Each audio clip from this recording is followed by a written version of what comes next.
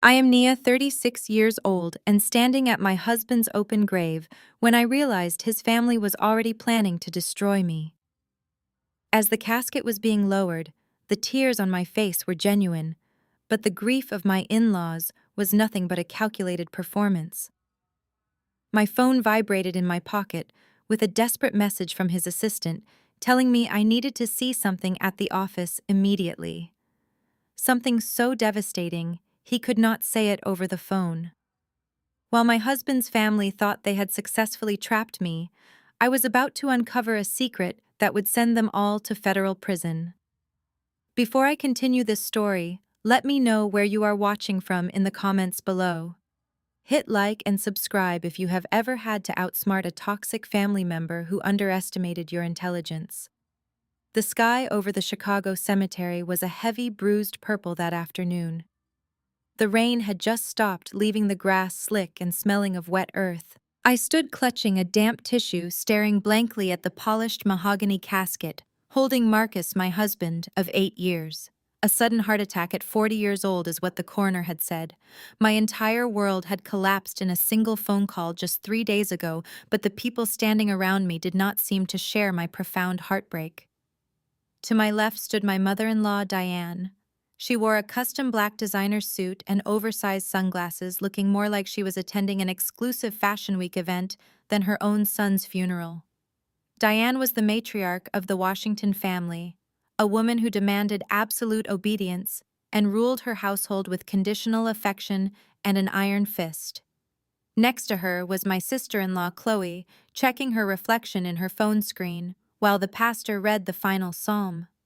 Chloe was the golden child, a woman who treated my husband's hard-earned bank account like her personal, endless, automated teller machine. And then there was Connor, Chloe's husband, a tall, arrogant white financial director who always looked at me like I was something he scraped off his expensive Italian leather shoes. Growing up in a hardworking family, I learned the value of independence and strict boundaries. As a commercial property appraiser, I built my career entirely from the ground up. I used my life savings and my industry connections to secure Marcus his first warehouse lease, helping him build his logistics company from a simple idea into a massive empire. I took all the financial risks in the beginning, while Chloe was out partying on Diane's credit cards and Connor was bouncing between failed corporate jobs. Connor had been appointed chief financial officer 2 years ago, only to keep peace in the family. Diane had pushed for it, insisting we needed his corporate background to handle the big accounts. I always saw through his savior complex and his condescending remarks at our Sunday dinners. But Marcus loved his family and always believed the best in them, even when they showed him their worst. Now they stood at the grave acting as if they owned the company I helped create. As the heavy cemetery machinery began to hum, slowly lowering Marcus into the earth, I felt a sharp vibration in my coat pocket. I ignored it, trying to focus on saying my final goodbye.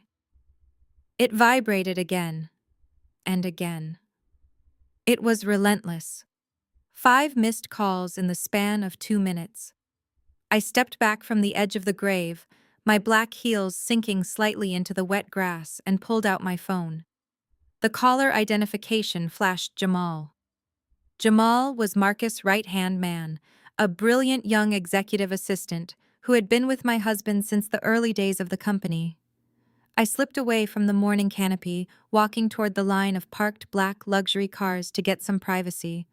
I answered the phone, trying to keep my voice steady. I told Jamal this is really not the time because they are lowering Marcus right now.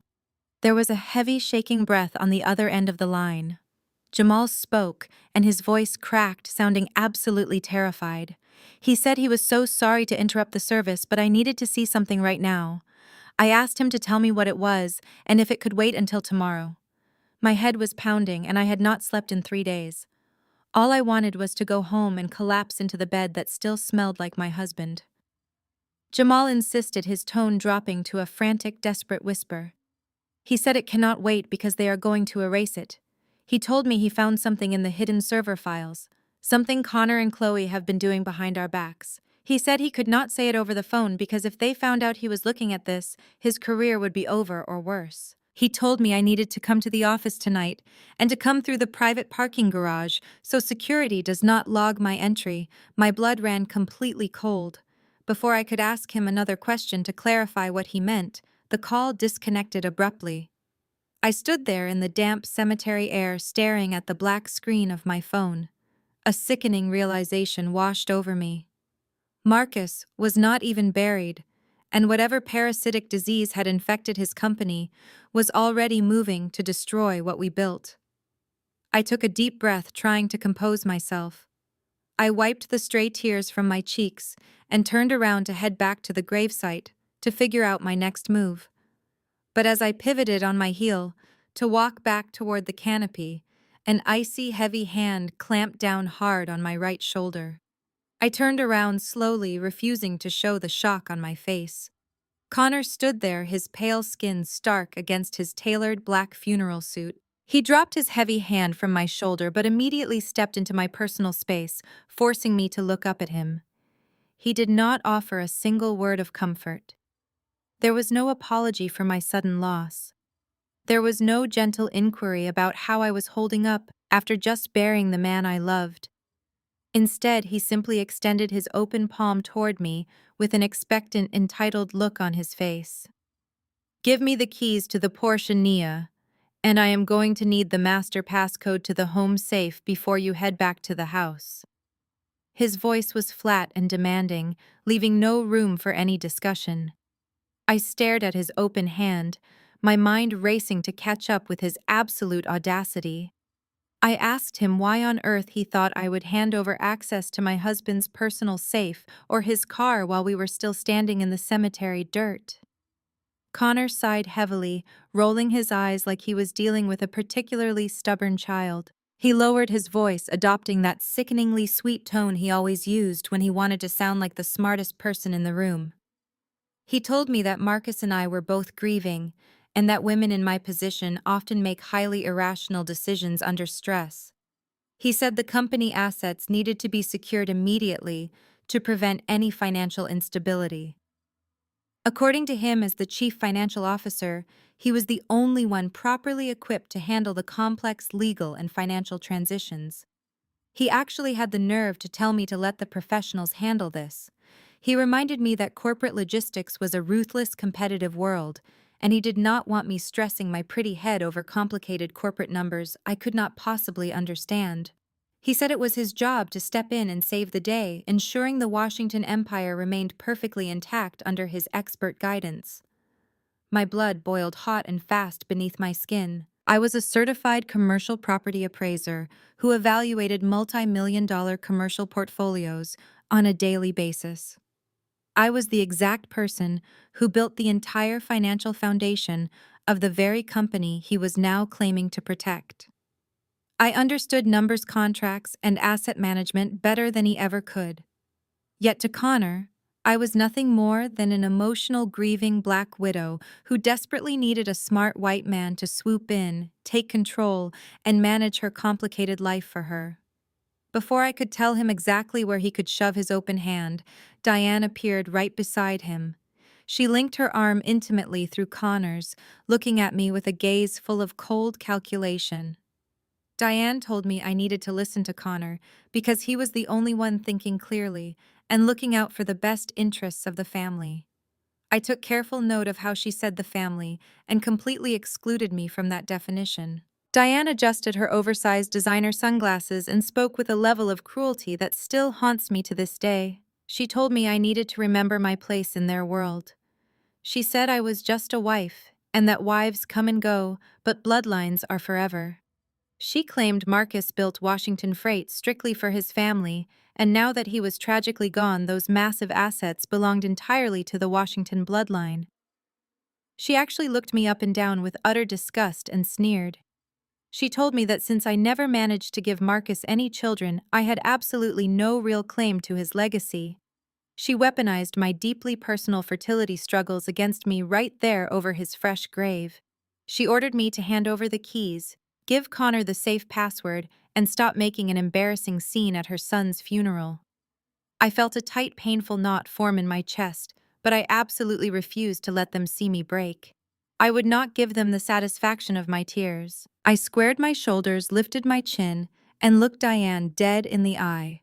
I reminded her in a low, steady voice that I was not just a temporary wife. I was Marcus' legal next of kin. I told her that every single asset, every luxury car, every corporate bank account, and every piece of commercial property was legally tied to me. I turned my fierce attention back to Connor and firmly slapped his outstretched hand away. I told him he would not get a single key, a single password, or a single dime until my own personal legal team completely reviewed the estate and the corporate holdings. I told him to back off and stay entirely out of my house. Connor's face hardened instantly, and his polite corporate savior mask completely slipped away to reveal the greedy predator underneath. He leaned in close, his breath smelling strongly of expensive scotch and strong mints. He whispered that I was making a massive mistake by crossing him. He proudly admitted that he had already frozen the primary corporate accounts early that morning, and that I was completely locked out of the system. He told me I was entirely out of my league. He threatened that if I decided to fight them, I would end up with absolutely nothing, and he would make sure his legal team left me completely bankrupt. His arrogant threat, combined with the frantic phone call from Jamal, made everything click perfectly into place.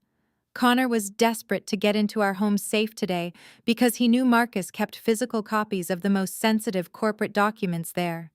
He was trying to destroy the evidence before I could find it. I did not waste another breath arguing with him. I knew my angry words would mean absolutely nothing without solid legal proof. I turned on my heel, determined to get to my car and drive straight to the downtown office building. I needed to meet Jamal and see those hidden server files immediately before Connor had the chance to remotely wipe them all out. But as I took my first determined step toward the parking lot, a figure stepped right in front of me, completely cutting off my escape route. It was Chloe. She stood there blocking my path with her arms tightly crossed over her chest and a vicious, entitled smirk playing on her lips. "Where do you think you are going in such a hurry?" Naya Chloe asked, her voice dripping with an artificial sweetness that barely masked her venom. "You look like a rat trying to flee a sinking ship. Or are you just rushing to the bank to drain whatever is left of my brother's money before the estate officially goes into probate?" I stared at her perfectly contoured face and felt a wave of absolute disgust. Chloe was 34 years old, but she still acted like a spoiled teenager who threw a tantrum whenever someone told her no. I stood my ground, allowing a heavy silence to stretch between us while the distant thunder rolled across the dark Chicago sky. I told her to step aside and that I was absolutely not in the mood for her childish theatrical games today. But Chloe did not move. Instead, she took a step forward, forcing me to take a step back as my heels sank deeper into the wet grass. She pointed a perfectly manicured finger right at my chest, her eyes flashing with pure malice. "You are not going anywhere until you listen to me," she snapped. "Connor is right. You have absolutely no business handling my brother's massive estate. You are nothing but a gold digger who hit the ultimate jackpot when Marcus was stupid enough to marry you. You came into this wealthy family with absolutely nothing, and you have been freeloading off his hard work for the last 8 years." The word freeloading echoed in my ears, and for a brief second, I actually laughed. It was a cold, harsh sound that seemed to startle her, making her drop her hand. I asked her if she had completely lost her mind, or if she was just selectively suffering from amnesia to protect her fragile ego. I looked her up and down, taking in her thousands of dollars worth of designer morning clothes, and reminded her exactly who I was. I told her I am a senior commercial property appraiser. I evaluate commercial real estate properties worth more than your entire trust fund and your husband's inflated corporate salary combined. While you were spending 6 years failing to get a basic communications degree and maxing out your mother's credit cards on luxury vacations in Europe, I was working 60-hour weeks. I was building a tangible career, analyzing market trends and assessing financial risks. I took a firm step forward this time, backing her up. I asked her if she remembered the cramped, dark studio apartment Marcus and I lived in when we first got married. I answered the question for her, telling her of course she did not remember because she explicitly refused to visit us since our apartment was not located in a wealthy upscale neighborhood. I told her that Marcus had a brilliant idea for a logistics company, but he had absolutely terrible credit and zero capital. No reputable bank would give him a business loan, and Diane certainly refused to fund him because she said logistics was a dirty blue-collar industry beneath the Washington family name. I looked Chloe dead in her eyes and laid out the undeniable facts of our history. I told her I was the one who believed in his vision when his own flesh and blood turned their backs on him.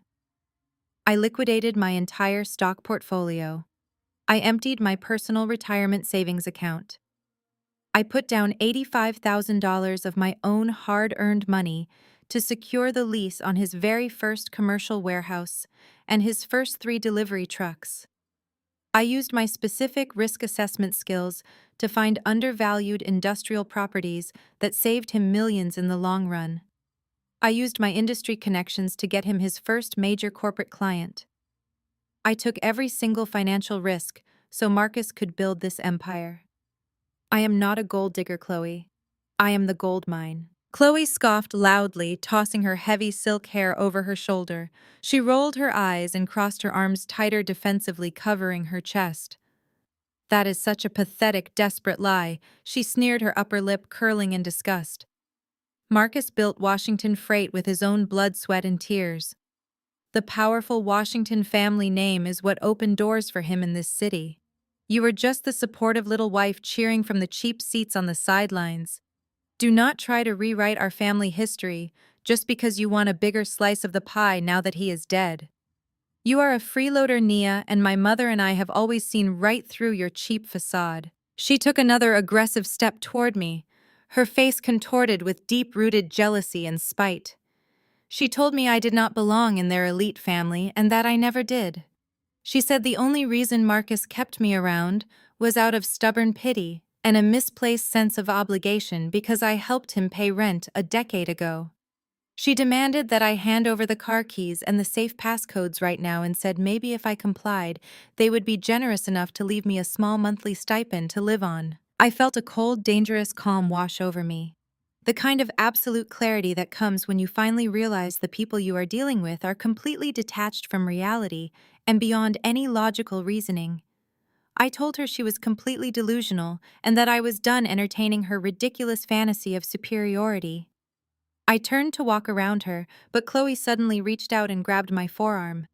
Her sharp acrylic nails dug painfully into the sleeve of my black coat, trying to physically restrain me. You are not leaving this cemetery until you give Connor what he wants. Nia, she hissed, her voice rising in panic and explosive anger. I stopped dead in my tracks.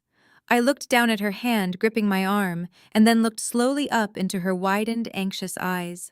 I violently yanked my arm out of her grasp with so much force, she stumbled backward in her expensive designer heels, almost falling into the mud. Never put your hands on me again, Chloe, I said, my voice low and lethal, cutting through the humid air. If you or your arrogant husband ever try to physically intimidate me again, I promise you will deeply regret it. I did not wait for her to formulate a response. I turned my back on her and power walked toward my car, parked on the gravel shoulder. Just as my hand touched the cold metal door handle, the heavy purple sky finally cracked wide open. A massive downpour of freezing rain began to violently wash over the cemetery. I got into the driver's seat, slammed the door shut, and locked it immediately. Through the rain-streaked windshield, I could see Chloe storming back toward the mourning canopy, her face red with rage, wildly gesturing and complaining to Diane and Connor, who were watching us from afar. I turned the key in the ignition and the engine roared to life, bringing a sudden blast of warm air into the freezing cabin. My hands were gripping the leather steering wheel so tightly my knuckles turned stark white. My entire body was shaking, but not from the freezing rain, and not from the profound grief of burying my husband. I was shaking with pure, unadulterated adrenaline and righteous anger. I pulled aggressively out of the cemetery gates, leaving the toxic Washington family behind in the mud where they belonged. As I merged onto the slick highway, driving as fast as I safely could through the blinding Chicago rain, Jamal's frantic voice kept replaying over and over in my head like a broken record. They are going to erase it. I cannot say it over the phone. You need to come to the office tonight. Whatever Connor and Chloe were desperately trying to hide in the dark, whatever they were plotting to steal from my husband's legacy, was sitting on that hidden corporate server right now. And I was going to rip it out of their hands before the night was over. The drive to downtown Chicago was a blur of flashing brake lights and relentless rain pounding against my windshield. I turned my car off the main avenue and slipped down the narrow concrete ramp leading into the private underground parking garage of the Washington Freight headquarters. The heavy metal security gate rolled up slowly, squealing loudly in the damp night air. I parked my car in the furthest corner away from the bright overhead fluorescent lights. The garage was completely empty and eerily silent, except for the steady dripping of water from my tires and the distant hum of the city above. I grabbed my purse, pulled my coat tight against my body, and stepped out into the cold, concrete echo chamber. Every footstep I took sounded like a gunshot in the massive enclosed space. Suddenly, a dark shadow moved near the concrete pillar by the executive elevators, causing my breath to catch sharply in my throat. "Mrs. Washington over here." It was Jamal. He stepped out from the shadows wearing a dark hooded jacket, completely ditching his usual sharp corporate attire. His eyes were wide and bloodshot, darting nervously around the empty garage, as if he expected Connor to jump out from behind a parked vehicle at any second. I hurried over to him and he quickly swiped his master key card to open the private elevator doors. We stepped inside, and the heavy metal doors slid shut, sealing us in. As the elevator ascended smoothly toward the 14th floor, the silence between us was heavy and suffocating. I finally broke it, asking him if anyone else was currently in the building. He shook his head nervously and told me he had checked the security logs twice before coming down to meet me. He said the overnight cleaning crew was exclusively on the 3rd floor, and the main security guard was glued to a football game at the front desk. But Jamal warned me that we still needed to move incredibly fast, because Connor had set up remote alert triggers on the main corporate server earlier that afternoon. The elevator dinged softly as we arrived on the 14th floor. The executive suite was pitch black. The only illumination came from the ambient city lights filtering through the massive floor-to-ceiling glass windows, casting long, distorted shadows across the plush corporate carpet. We moved quickly down the quiet hallway, our footsteps muffled, until we reached the heavy double oak doors of Marcus' personal office. When Jamal unlocked the door and pushed it open, a wave of familiar scent hit me instantly. It was sandalwood and expensive dark roast coffee. It smelled exactly like my husband. My chest tightened painfully, and for a split second the overwhelming reality of his permanent absence threatened to drop me right to my knees. But I forced myself to take a deep breath, push the profound grief down into a small, locked box in my mind, and focus on the mission at hand. I could mourn Marcus properly later. Right now, I had to protect the legacy we built together. I walked over to his massive mahogany desk and asked Jamal to boot up the computer and show me the files he found on the server. Jamal shook his head vigorously. He told me we were not logging into the computer network tonight. He explained that Connor had already locked down all the digital administrative privileges, effectively locking Jamal and me entirely out of the digital system. He said Connor thought he was an absolute genius for securing the digital footprint, but Connor was entirely too arrogant to realize he did not know everything about the company he claimed to run. Jamal walked right past the desk and stepped up to the beautiful custom floor-to-ceiling mahogany wood paneling that lined the back wall of the office. Jamal looked back at me and said, "Mr. Washington never fully trusted Connor. He told me Marcus always preferred physical hard copies for his most sensitive and high-risk transactions. Marcus kept a completely separate offline ledger that the chief financial officer never even knew existed." I watched in absolute stunned silence as Jamal reached up and pressed firmly against a seemingly ordinary decorative groove in the intricately carved wood paneling. There was a soft mechanical click. A rectangular section of the heavy wood seamlessly popped open and swung outward, revealing a sleek, modern steel wall, safe hidden directly inside the architecture of the building. I stared at the hidden vault, completely mesmerized. I had designed the initial layout for this office space years ago, and even I did not know Marcus had installed a biometric wall safe behind the paneling. Jamal stepped aside and gestured toward the digital keypad mounted on the steel door. He told me the safe required a master passcode and a biometric fingerprint to open. He said Marcus programmed the security system so that only 2 people in the entire world could ever access it: Marcus and me. Jamal said he found out about the safe just yesterday when he was clearing out Marcus' personal belongings and found a handwritten note addressed specifically to me hidden in a locked desk drawer. My hands were visibly trembling as I stepped up to the cold steel door. I entered the numbers of our wedding anniversary into the digital keypad, hoping my instinct was right. The machine beeped a solid, pleasant green. I then pressed my right thumb firmly against the glowing biometric scanner. The machine hummed quietly, reading my print, and then a heavy metallic clunk echoed through the silent office as the internal locking mechanism completely disengaged. I grabbed the heavy metal handle and pulled the steel door open. Inside the illuminated vault, there were no stacks of emergency cash or hidden gold bars. Instead, the safe was packed tightly with dozens of thick manila folders and several black leather-bound ledger books. But it was the specific stack of files sitting right on the very top shelf that made the blood freeze in my veins. They were thick, heavily padded folders sealed with bright red tape.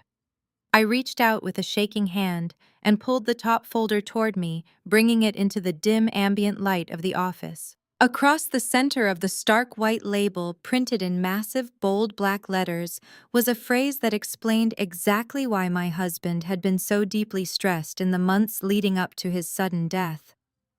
The label read, "Department of the Treasury Internal Revenue Service Criminal Investigation." I grabbed the thick, heavily padded folder with trembling hands and carried it directly over to the massive oak desk. Jamal quickly pulled up a heavy leather chair next to me, and we both stared down at the documents now illuminated by the single warm glow of the desk lamp. I flipped open the heavy cover, and the very first page I saw was a detailed summary report compiled by an independent forensic accounting firm. Marcus had secretly hired an outside auditor without telling anyone in the company. As my eyes rapidly scanned the bold black numbers and the carefully highlighted paragraphs, my professional training immediately kicked into high gear. I was no longer just a grieving widow lost in sadness. I was a senior commercial property appraiser, and I knew exactly how to track the money. I began pulling out thick stacks of invoices and commercial lease agreements, spreading them across the polished wood surface of the desk. At first glance, the documents looked like standard corporate logistics expenses. There were massive payouts for warehouse renovations, transportation equipment, upgrades, and supply chain consulting fees. But as I looked much closer at the specific property addresses listed on the construction invoices, a cold, heavy sense of dread washed over me. I recognized these commercial addresses. As an appraiser, I knew the industrial zoning maps and commercial districts of Chicago like the back of my hand. I pointed to a vendor invoice billing Washington Freight for $2 million in warehouse expansion. I looked up at Jamal and told him this address does not even exist. It is an empty gravel lot next to an abandoned train yard on the south side of the city. I appraised that exact plot of vacant land 3 years ago for a completely different corporate client. There is absolutely no logistics warehouse there to expand or renovate. Jamal leaned in closer, his eyes wide with absolute shock. He handed me another stack of crisp, white papers from the red folder. He told me to carefully look at the vendor names on the billing accounts. I quickly sorted through the financial documents and noticed a terrifying repetitive pattern. There were 6 distinct companies receiving massive monthly payouts from my husband's corporate accounts: Apex Logistics Solutions, Horizon Freight Management, Pinnacle Supply Chain. They all sounded like perfectly legitimate corporate entities, but my trained eyes saw right through the illusion. They were nothing more than empty paper ghosts. They were shell companies designed specifically to bleed Washington Freight dry without raising immediate alarms. I dug deeper into the corporate registration filings that the independent auditor had included in the report. My heart pounded against my ribs like a trapped bird as I traced the legal ownership of these 6 phantom companies. Connor was the chief financial officer, which meant he had the absolute authority to approve vendor contracts and authorize massive wire transfers without triggering any immediate red flags from the banking institutions. He used his executive corporate power to approve these fake invoices deliberately, funneling corporate cash directly out the door. But Connor was far too cunning and cowardly to put his own name on the shell companies. If the federal government ever audited Washington Freight and discovered the missing capital, he needed a perfect fall guy, or rather a fall girl. I flipped to the registered agent documentation for the 6 fraudulent companies, and I felt physically sick to my stomach. The primary business owner listed on every single one of those fake corporate registrations was Chloe Washington. I explained the scheme out loud to Jamal, my voice shaking with a volatile mixture of absolute disgust and pure fury. Connor was using his own wife as the registered owner. He set up these 6 shell companies under Chloe's name and then used his corporate authority to wire them millions of dollars for logistics services that were never actually rendered. He was systematically draining Marcus' company and funneling the stolen cash directly into their personal bank accounts. They used my husband's money to fund her lavish designer lifestyle and his inflated, arrogant ego. I grabbed a desktop calculator from the top drawer and started rapidly punching in the total numbers from the fraudulent invoices spread across the desk. The digital screen lit up with a final figure that made my stomach completely drop to the floor. $12 million. Over the past 24 months, Connor and Chloe had successfully siphoned $12 million in clean cash right out of the corporate treasury. That was money meant for employee benefits, fleet expansions, and securing the future of the empire Marcus and I built. Instead, it went straight into the pockets of his greedy sister and her entitled white savior husband. This was not just simple corporate theft or a family dispute over money. This was highly organized federal wire fraud and massive corporate tax evasion. That was exactly why the folder had the Internal Revenue Service criminal investigation label slapped across the front. Marcus had figured it out. He must have confronted Connor, or he was silently building a watertight legal case to hand over to the federal authorities before his heart gave out. The sheer immense stress of discovering his own sister and brother-in-law were stealing $12 million and risking his entire empire was undeniably what triggered his fatal heart attack. They did not just rob my husband, they effectively pushed him into an early grave. I sat back in the heavy leather chair, feeling a wave of absolute exhaustion wash over my body. The audacity of their behavior at the cemetery suddenly made perfect sense. Connor was desperate to get his hands on the master safe passcode because he knew this forensic audit existed. He needed to destroy the hard copies before the federal investigators formally raided the office. And Chloe had the absolute nerve to stand in the freezing rain looking down her nose at me, calling me a gold digger when she was the one actively participating in a $12 million heist against her own flesh and blood. I told Jamal we had everything we needed to destroy them. We had the concrete proof of the fraud. We had the fake invoices and the state registration papers tying Chloe and Connor directly to the stolen money. I said I was going to take these files straight to my lawyer first thing in the morning and let the federal government handle the rest of the toxic Washington family. But Jamal did not look relieved or triumphant. Instead, his face was completely drained of color, looking paler than a ghost. He was staring intensely at the bottom of the finalized vendor approval forms. His hand reached out slowly, and his trembling index finger pointed to a specific section of the legal paperwork. He whispered my name in a voice so quiet and terrified I barely heard it over the sound of the rain violently lashing against the floor-to-ceiling office windows. He said, "Nia, you really need to look at the secondary authorization signatures on these wire transfers."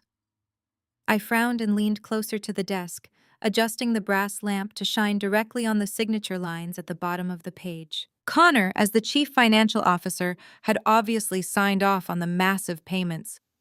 But according to company policy, any corporate transfer over $1 million required a mandatory secondary signature from the board of directors to clear the bank. I fully expected to see a forged version of Marcus' signature. I expected to see that Connor had perfectly copied my husband's handwriting to forcefully push the theft through the financial system. But the signature on the secondary authorization line did not belong to Marcus. It was not a sloppy forgery at all. It was a perfectly legitimate sweeping cursive signature written in expensive blue ink. My breath caught sharply in my throat, and the entire room seemed to suddenly spin wildly out of control. The name signed on every single fraudulent authorization approving the outright theft of $12 million was Diane Washington, my mother-in-law. The woman who constantly preached about family loyalty and protecting the bloodline had co-signed everything. I stared at the pristine blue ink of Diane's signature, and the remaining strength completely drained from my legs. I stumbled backward and slumped heavily into the massive leather executive chair behind Marcus's desk. My hands began to tremble uncontrollably, causing the thick authorization forms to shake violently in my grip. Diane Washington, the self-proclaimed protector of the family bloodline, the woman who had just looked me in the eye at the cemetery and told me I was nothing but a temporary wife, had actively helped her daughter and son-in-law steal $12 million from her own son. The sheer level of depravity was almost too heavy to comprehend. She had literally signed off on the financial ruin of her own child just to keep Chloe dripping in luxury designer brands and to keep Connor feeling like a powerful corporate mastermind. She had allowed them to break Marcus's heart and destroy his life work while smiling in his face at every single Sunday dinner. But the horrors hidden inside that biometric wall safe were far from over. As I sat there trying to process the catastrophic magnitude of my mother-in-law's betrayal, Jamal reached back into the steel vault.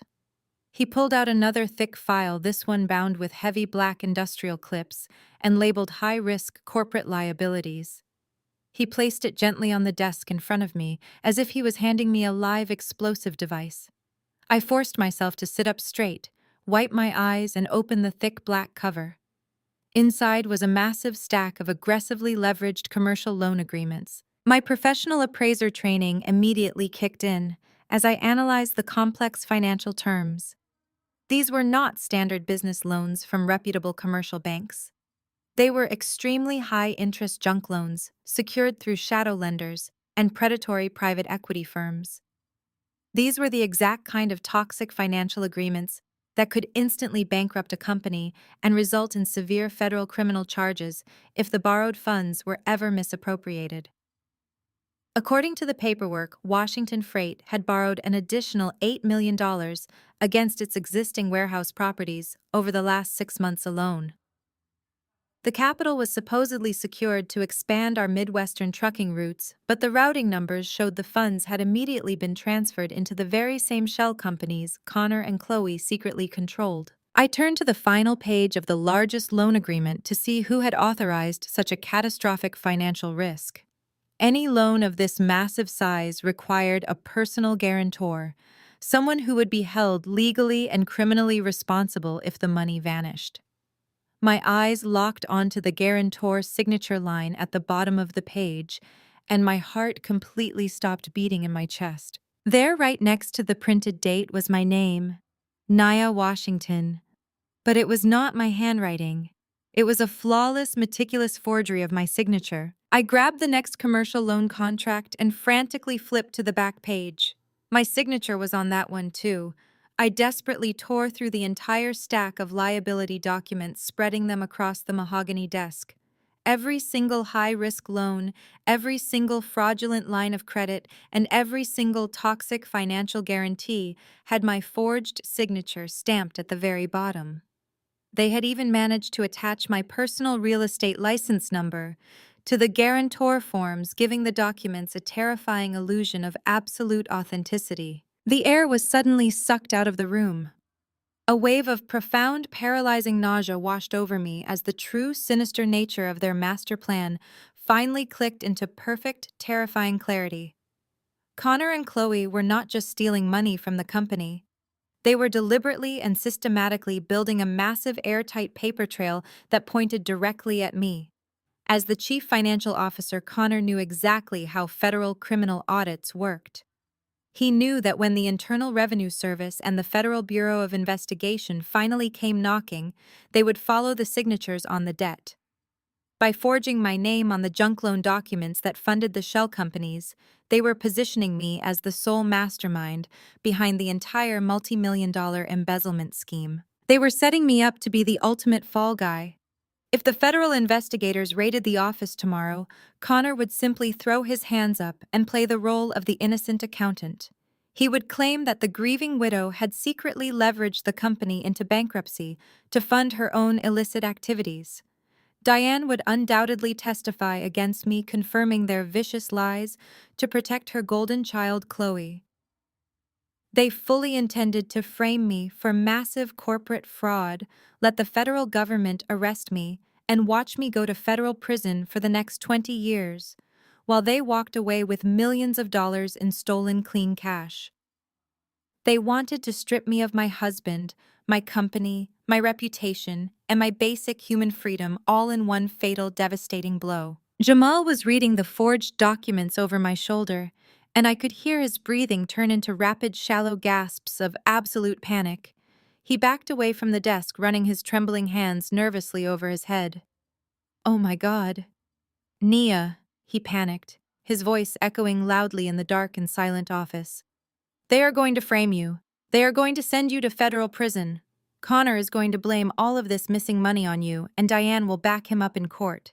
We have to call the police right now. We cannot wait another second." Jamal frantically dug his cell phone out of his jacket pocket, his fingers shaking violently as he pulled up the dialing screen. He told me we needed to call the authorities immediately and hand over every single document in this safe. He said we had the definitive proof that Connor forged my name, and we had the undeniable proof of Diane's involvement in the wire transfers. He pleaded with me to let him make the call before Connor realized we had breached the hidden server and sent corporate security to the office to physically stop us. He was terrified for my life, and he was terrified that he would be implicated simply for knowing about the hidden safe. I looked down at the meticulously forged signature bearing my name. I thought about the 8 years of blood, sweat, and tears I poured into building this logistics empire from the ground up. I thought about Chloe blocking my path in the freezing cemetery rain, calling me a pathetic gold digger. I thought about Connor demanding the keys to my husband's car while he was literally standing on his fresh grave.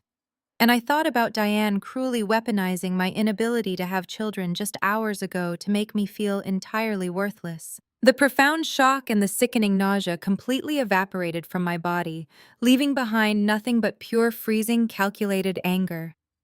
I reached out across the desk and firmly pushed Jamal's phone down, resting my hand on his trembling wrist. I looked up at him, and my eyes were completely cold and void of any fear. "No, Jamal," I said, my voice steady and dangerously quiet. "We are not calling the police. Handing them over to the authorities right now is way too easy. They want to play ruthless corporate warfare and completely destroy my life. Fine. But federal prison is too easy for them. I am going to let them burn it all down themselves." I turned my attention away from Jamal's horrified face and reached back into the cold steel cavity of the biometric wall safe. There had to be a reason Marcus kept these specific documents separated from the rest of the corporate files. My fingers brushed against the cold metal floor of the vault, and I felt something thick and heavy pushed all the way to the very back corner. It was a heavy-duty fireproof security envelope sealed tightly with red tamper-evident tape. I pulled it out and set it gently on the mahogany desk right next to the massive pile of Connor's forged junk loan agreements. I broke the security seal and pulled out a stack of crisp, thick parchment paper. The very first thing I saw was a signature at the bottom of the page. It was Marcus' real signature. The elegant, deliberate, sweeping cursive that I had seen on 1,000 birthday cards and anniversary notes. The absolute stark contrast between his genuine handwriting and the sloppy, frantic forgery Connor had created was immediately obvious. Just seeing his real handwriting made my chest ache with a fresh wave of grief, but I forced myself to focus on the heavy legal text printed above his name. It was a last will and testament, dated exactly 3 months ago. I scanned the first few paragraphs, and my brow furrowed in deep confusion. According to this legally binding document, Marcus explicitly left his entire 80% ownership stake in Washington Freight directly to his mother Diane and his sister Chloe. He also left them the primary corporate accounts and the massive commercial vehicle fleet. I looked up at Jamal, completely stunned. I could not understand why my brilliant husband would willingly hand over his entire logistics empire to the exact people who were actively destroying it. But as I turned to the second document in the fireproof envelope, the sheer absolute genius of my husband's final strategy hit me like a freight train. Attached to the new will was a massive, heavily notarized legal document titled Irrevocable Living Trust.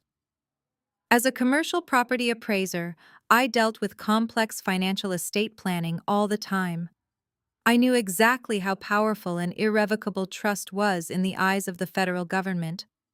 Once a person transfers their assets into an irrevocable trust, they completely surrender their legal ownership of those assets. The trust itself becomes an entirely separate legal entity. That means the assets placed inside it cannot be touched by corporate bankruptcy proceedings. They cannot be seized by federal investigators auditing a corrupt company. And most importantly, they are completely shielded from any corporate creditors trying to collect on defaulted high-risk junk loans. I rapidly flipped through the asset schedules attached to the back of the trust agreement to see exactly what Marcus had locked inside this financial fortress. My jaw dropped. He had moved the deed to our primary residence completely out of the family estate. He had transferred his massive multi-million-dollar personal life insurance policy directly into the trust. And finally, he had liquidated $12 million in clean, untainted personal stock options and deposited the cash into a secure private account entirely controlled by the trust. I flipped back to the very first page to see who held the absolute power over this massive fortune. The sole legally appointed trustee and the single exclusive beneficiary of the irrevocable trust was me, Nia Washington. Tears finally spilled over my eyelashes and rolled hot down my cheeks, but they were no longer tears of despair or sorrow. They were tears of profound, overwhelming gratitude. Marcus knew. He knew absolutely everything. He had discovered Connor's massive money laundering operation and Diane's sickening betrayal months ago. But instead of confronting them and giving Connor the opportunity to destroy the evidence or flee the country, Marcus chose to stay entirely silent. He quietly endured the unbearable stress of watching his family tear his legacy apart, while he worked tirelessly behind the scenes to build an impenetrable financial wall around the woman he loved. He knew the Internal Revenue Service and the Federal Bureau of Investigation were closing in on the shell companies. He knew that when the federal hammer finally fell, Washington Freight would be completely buried under millions of dollars in fraudulent debt and federal criminal fines. By rewriting his will and leaving the company's shares entirely to Diane and Chloe, he was not giving them a multi-million-dollar empire. He was legally handing them the anchor to a sinking ship. He was making them the primary majority shareholders of a massive criminal liability. When the federal agents raided the building, Diane and Chloe would be left holding the bag for every single forged document and every single stolen dime. Connor thought he was an absolute mastermind by forging my signature on those junk loans to make me the fall guy. But his entire vicious plan was completely useless. The assets Connor was trying to steal from the estate were not even in the estate anymore. They legally bypassed probate court entirely because they belonged to my irrevocable trust. Marcus had successfully outsmarted his arrogant brother-in-law from beyond the grave. Jamal was reading the trust documents over my arm, and he let out a loud breath of pure disbelief. He told me that Marcus was a genuine visionary. Jamal said Marcus made sure you would be completely untouchable, and that his toxic family would get exactly what they deserved. The sheer relief in Jamal's voice was palpable. We did not need to run to the police like terrified victims. We just needed to sit back and let the arrogant Washington family proudly claim their worthless, poisoned inheritance. Suddenly, the heavy silence of the dark office was broken by a sharp, loud chime. My cell phone vibrated aggressively on the polished wood surface of the desk. The bright blue light from the digital screen illuminated the dark room, casting harsh shadows across the scattered documents. I picked up the phone and looked at the notification banner on the lock screen. It was a text message from Connor. I swiped the screen open and read the short, demanding sentence he had just sent me at 2:00 in the morning. The message read, "Family meeting at 9 in the morning, sharp at the main estate for the official will reading. My private lawyer will be handling the transition. Do not be late, Nia, and do not make this harder than it has to be." Connor was setting the stage for his grand performance. He likely had a completely fake will drawn up by his sleazy private attorney, ready to force me out of the family with absolutely nothing. He wanted to humiliate me in front of Diane and Chloe. He wanted to watch me break down and beg them for a meager settlement while he proudly played the wealthy corporate savior. He truly believed he held all the winning cards in his hand. I looked down at the genuine, irrevocable trust document resting safely in my hands. I thought about the $12 million of clean money legally locked away under my name and the massive criminal federal investigation hanging right over Connor's arrogant head. I carefully folded the real documents and placed them securely inside my leather purse. I wiped the tears from my face and turned to look out the floor-to-ceiling windows at the dark, rainy Chicago skyline. I let out a low, dark chuckle that echoed in the empty room. I smiled bitterly into the darkness and said, "See you tomorrow, Connor." The bright morning sun over the wealthy Chicago suburbs felt entirely out of place given the heavy dark secrets I now carried in my purse. I pulled my car through the massive wrought iron gates of the sprawling Washington family estate. The manicured green lawns and the perfectly trimmed hedges stood in sharp contrast to the damp, muddy cemetery we had stood in just yesterday afternoon. I parked my car on the sweeping circular driveway right next to Connor's brand new imported silver sports car. I turned off the engine and took a deep, steadying breath. I patted the side of my designer leather purse, feeling the solid, reassuring weight of my husband's genuine, irrevocable trust resting safely inside. I stepped out of the car and walked confidently up the grand stone steps toward the heavy double oak front doors. The door was unlocked, so I pushed it open and stepped into the massive marble foyer. The entire house smelled of expensive catered pastries and fresh tropical floral arrangements. It was a stark, jarring contrast to the scent of wet earth and morning that still lingered in my memory. As I walked slowly down the long, polished hallway, I heard the unmistakable sharp clink of crystal glasses, followed immediately by high-pitched, joyous laughter echoing from the formal living room. I stopped in the grand arched doorway and took in the scene before me. The living room was bathed in warm, golden morning sunlight pouring through the massive bay windows. The vibrant colors of the plush velvet furniture, the expensive abstract artwork on the walls, and the blooming orchids felt almost aggressively cheerful. It was a space perfectly designed for a celebration. And a celebration was exactly what was happening. There was absolutely no sign of mourning in this room. The black designer funeral clothes they wore yesterday were completely gone. Diane was lounging casually on the central emerald green velvet sofa, wearing a vibrant silk morning gown. She held a crystal flute filled to the brim with expensive sparkling champagne. Chloe was perched on the edge of a matching armchair, wearing bright white designer loungewear. She was vigorously tapping away on her latest tablet, looking incredibly excited as she babbled about hiring a private contractor to remodel her summer house. Connor was standing proudly by the ornate marble fireplace, pouring himself a generous glass of expensive amber scotch, even though it was barely 9:00 in the morning. He wore a crisp, light blue tailored suit with his legs casually crossed at the ankles, looking incredibly smug, and entirely too comfortable in my husband's childhood home. He looked up and caught my eye, taking a slow, deliberate sip of his drink before flashing me a wide, predatory smile. They looked like a family who had just won the ultimate lottery, not a family who had just buried their son and brother less than 24 hours ago. They fully expected me to walk into that room with red, puffy eyes, a trembling voice, and a broken spirit. They expected a terrified, grieving widow, completely desperate for their financial charity and guidance. Instead, I walked into the room wearing a sharp-tailored navy blue business suit, with my hair perfectly styled and my makeup flawlessly applied. I stood tall, completely unbothered, holding my purse firmly at my side. The laughter in the room immediately died down as Diane and Chloe finally noticed my presence in the doorway. Diane slowly lowered her champagne flute and looked me up and down with obvious deep disdain. She asked me why I was dressed like I was heading to a ruthless corporate board meeting instead of properly respecting the solemn mourning period of her beloved son. I almost laughed out loud at the absolute staggering hypocrisy of her statement while she was literally drinking champagne and celebrating.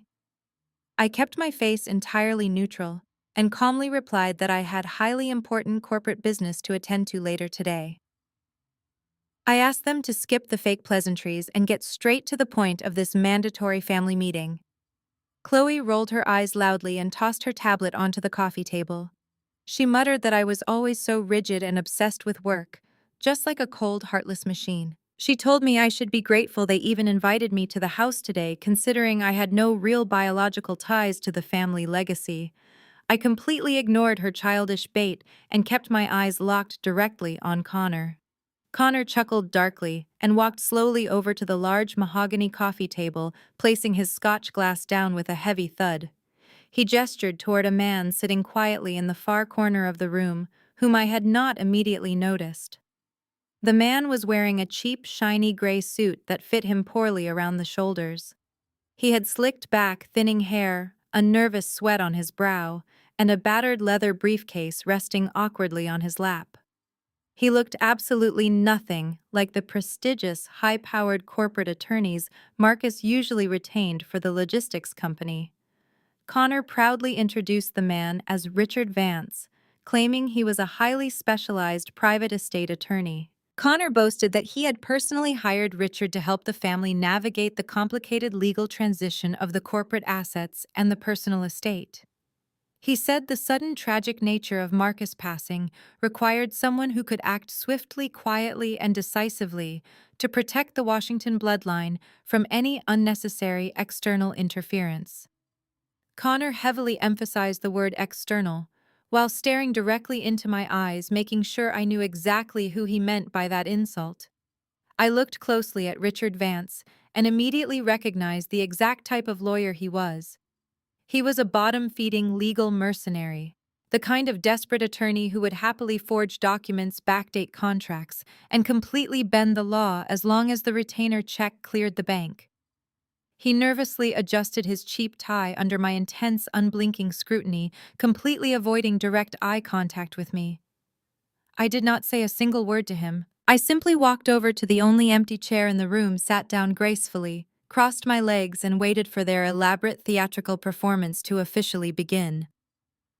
Diane took another slow sip of her champagne and sighed dramatically, feigning a look of deep maternal sorrow that completely failed to reach her cold, calculating eyes.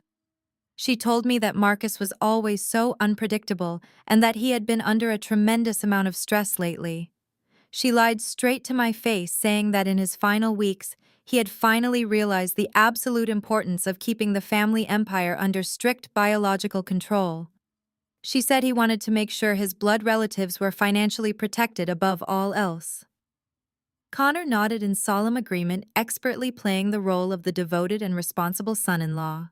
He turned to the sleazy attorney and gave him a sharp, demanding nod of approval, signaling him to start the show. Richard Vance nervously cleared his throat, his Adam's apple bobbing as he popped the brass latches on his leather briefcase. He reached inside and pulled out a crisp white document folder, placing it carefully on his lap. He looked directly at me, his voice slightly trembling under the sudden heavy silence of the living room.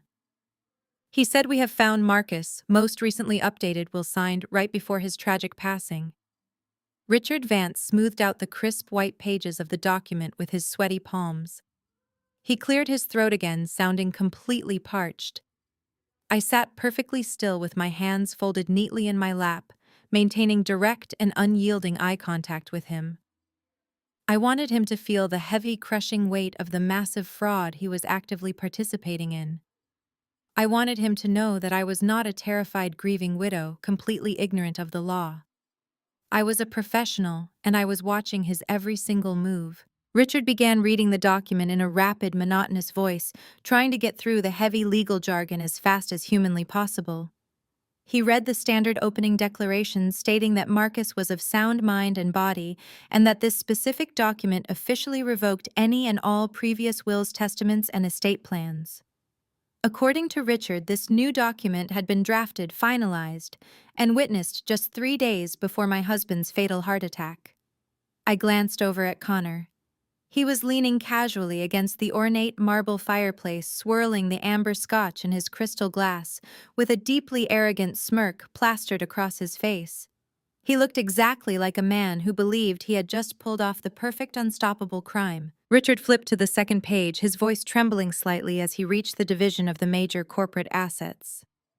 He announced that effective immediately, a full 80% of the controlling shares of Washington Freight and Investment were to be transferred directly to Diane Washington and Chloe Washington. They were to hold joint and absolute controlling interest over all corporate operations, all massive warehouse facilities, and the entire commercial transportation fleet spanning the Midwest. I watched Diane as the lawyer read her name. She took another slow, celebratory sip of her expensive champagne. She gave a small, solemn nod, acting as if she was bravely accepting a heavy, tragic burden instead of gleefully stealing a multi-million-dollar logistics empire. Chloe, on the other hand, did not even try to hide her absolute sheer delight. She actually squealed a high-pitched sound of pure joy and clapped her manicured hands together, completely dropping the mourning sister act she had put on at the cemetery. But Richard was not finished. He continued reading rapidly down the extensive list of stolen assets. The primary residential estate, the massive custom-built home where Marcus and I had lived and planned to raise a family, was also being entirely transferred back to Diane. The luxury vehicles, the offshore corporate investment accounts, and the highly lucrative commercial properties that I had personally appraised and secured for the company were all swept directly into the biological bloodline. They were systematically stripping away every single piece of the life and financial security I had built over the last 8 years. According to this fabricated piece of paper, my entire existence alongside Marcus was being completely erased from the public record. The sunny living room grew deathly quiet as Richard finally reached the very last page of the legal document. He hesitated for a fraction of a second, his eyes darting nervously over to Connor for reassurance. Connor gave him a sharp, impatient nod, silently commanding him to finish the brutal execution. Richard swallowed hard, his Adam's apple bobbing nervously against his cheap collar, and read the final designated clause. He stated that in recognition of my time as Marcus' wife, the estate was prepared to offer me a one-time lump sum payment of exactly $50,000 in cash. $50,000. I sat there letting the absolute sheer audacity of that number wash over me. I had personally handed Marcus $85,000 in cash from my own life savings just to sign the lease on his very first warehouse. I had brought in millions of dollars in commercial real estate equity through my direct professional network, and they were offering me a $50,000 severance package, like a dismissed entry-level employee being quietly pushed out the back door. It was not just a massive financial robbery. It was a calculated, deliberate, and vicious humiliation designed to completely break my spirit and put me in my place. But Richard quickly raised a shaking index finger, signaling that there was a massive, non-negotiable catch to this insulting monetary offer. He stammered slightly as he explained the strict ironclad legal conditions attached to the money. He said the $50,000 would only be formally released to my personal bank account upon the immediate signing of a comprehensive legal waiver. I kept my voice entirely flat and devoid of any emotion as I asked him to clarify exactly what that waiver entailed. Richard looked down at his papers, refusing to meet my eyes. He explained that I had to sign a binding non-disclosure agreement and a complete permanent waiver of all asset claims. I had to legally forfeit any and all rights to contest the will demand an independent corporate audit or make any future legal claims against Washington Freight and the Washington family estate in perpetuity. Everything suddenly made perfect, terrifying sense in my mind. This was the absolute final piece of Connor's malicious puzzle. He did not just want to steal the company out from under me. He needed to legally neutralize me to save his own skin. If I signed that waiver, I would be permanently locked out of the corporate structure forever. I would have absolutely no legal standing to request financial records, look at the corporate server, or challenge the massive toxic junk loans he had taken out using my perfectly forged signature. By forcing me to sign away my basic rights for a pathetic $50,000, they were permanently sealing the federal trap. When the Internal Revenue Service and the Federal Bureau of Investigation finally raided the company and found the massive debt and the wire fraud tied directly to my name, I would not be able to prove my innocence because I would have legally surrendered all my rights to the corporate defense resources. I would have no legal access to the files proving the fraud. They were literally buying my total silence, my ultimate destruction, and my future federal prison sentence for $50,000. I looked around at the three of them sitting in that bright sunlit living room, Diane holding her champagne glass like a reigning queen, Chloe with her arrogant, entitled sneer already planning how to spend the money, Connor with his smug, predatory smile acting like the brilliant mastermind who had successfully conquered the entire family. They honestly thought I was a terrified, vulnerable widow who would eagerly snatch up their financial breadcrumbs just to survive the month. They thought their aggressive intimidation tactics and their carefully orchestrated legal theater had completely broken me down to nothing. Connor pushed himself off the marble fireplace and walked slowly toward the center of the room, his expensive leather shoes clicking softly against the hardwood floor. He reached inside his tailored light blue suit jacket and pulled out a heavy, solid gold fountain pen. He took the thick legal waiver from Richard's trembling hands and placed it squarely on the polished mahogany coffee table. He leaned over the table, his cold, pale eyes locking onto mine with absolute aggressive authority. Connor slowly slid the thick stack of paper and the expensive fountain pen across the smooth marble surface, stopping right in front of me. The heavy, solid gold fountain pen rolled to a stop precisely 1 inch from my neatly folded hands. Connor leaned forward, placing both of his palms flat on the polished marble coffee table. He loomed over me intentionally, using his tall frame to block out the warm morning sunlight streaming through the bay windows. From his perspective, looking down at me seated in the chair, I was supposed to look small, intimidated, and completely powerless. He wanted me to feel the full crushing weight of his supposed authority. He wanted me to cower under the gaze of the wealthy corporate executive who had successfully conquered my family. I kept my chin level and my eyes locked dead onto his pale blue eyes. I did not flinch. I did not reach for the pen. Connor let out a long, heavy sigh, shaking his head slowly, like a disappointed father dealing with a particularly stubborn and irrational child.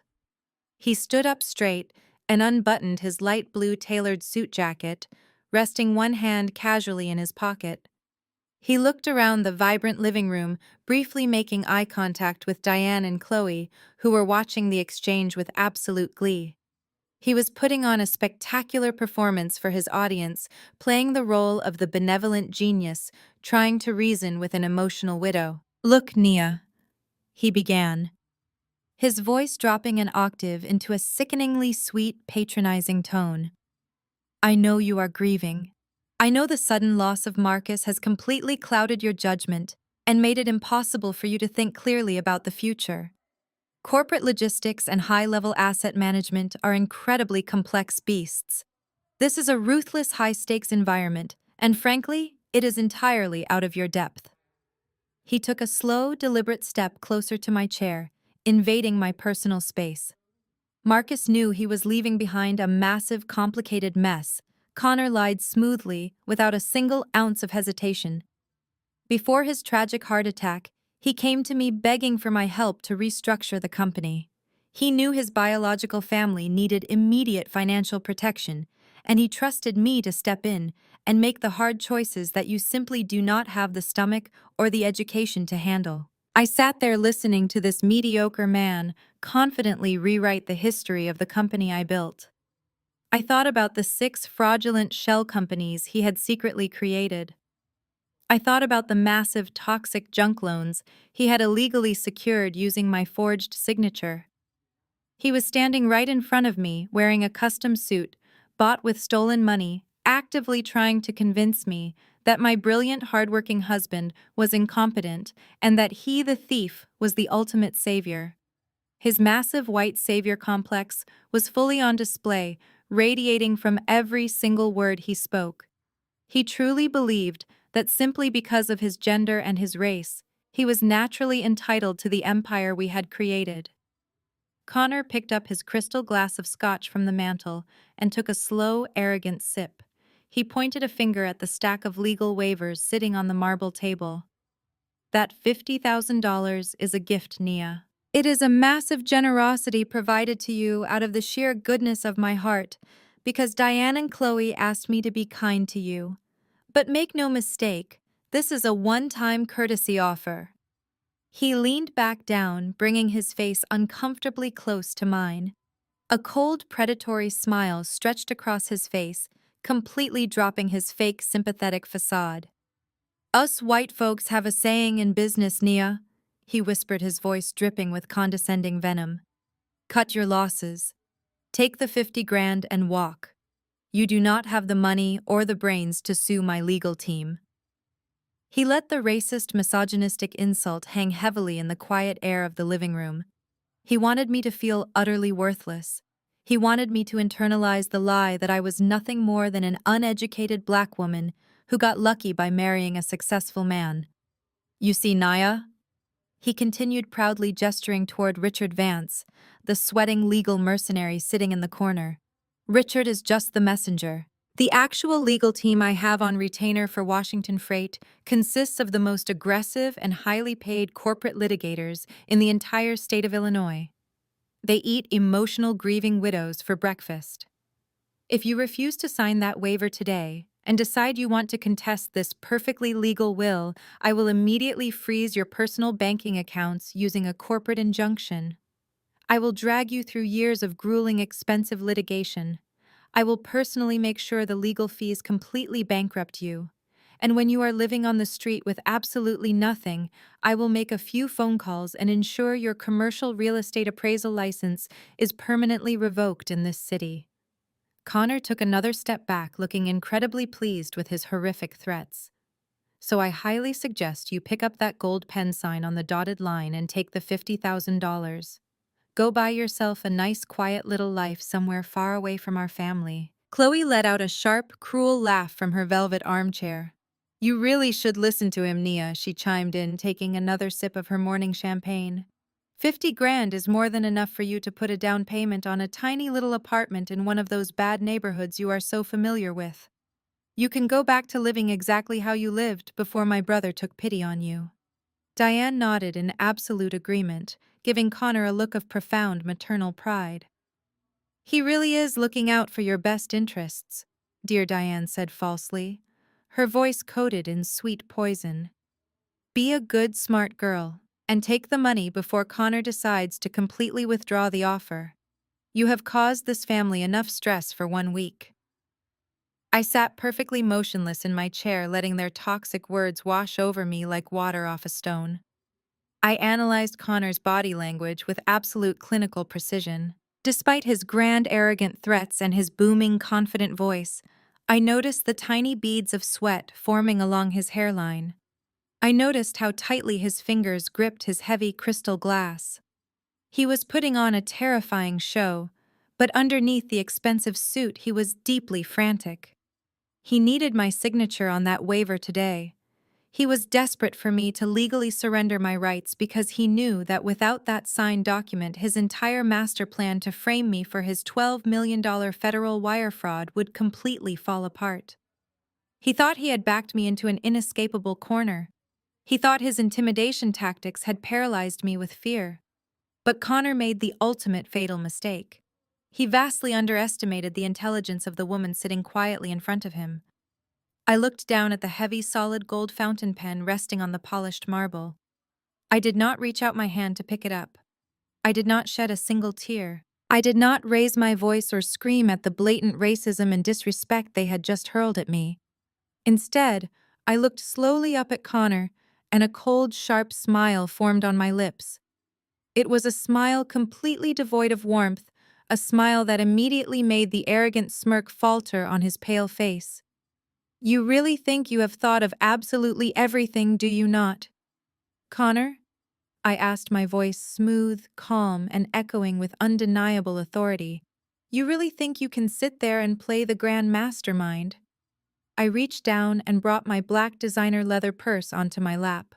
I did not reach for the heavy fireproof envelope containing my husband's genuine irrevocable trust.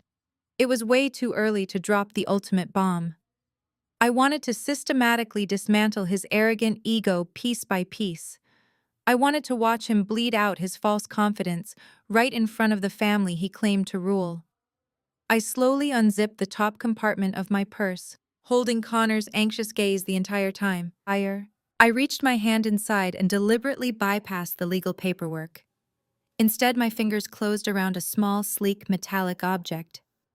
I pulled my hand out and placed the silver object gently onto the marble coffee table right next to his fake legal waiver. It was a small silver universal serial bus drive, a simple piece of digital technology that contained the absolute destruction of his entire fake empire. Connor stared down at the small silver flash drive resting against the pristine white paper of the legal waiver. For a brief second, a flicker of genuine confusion crossed his arrogant features before he quickly masked it with a dismissive scoff. He leaned back, crossing his arms over his chest, completely unbothered. He clearly thought the drive contained nothing more than sentimental family photos, or perhaps a desperate spreadsheet of my personal expenses that I was going to use to beg for a slightly larger settlement.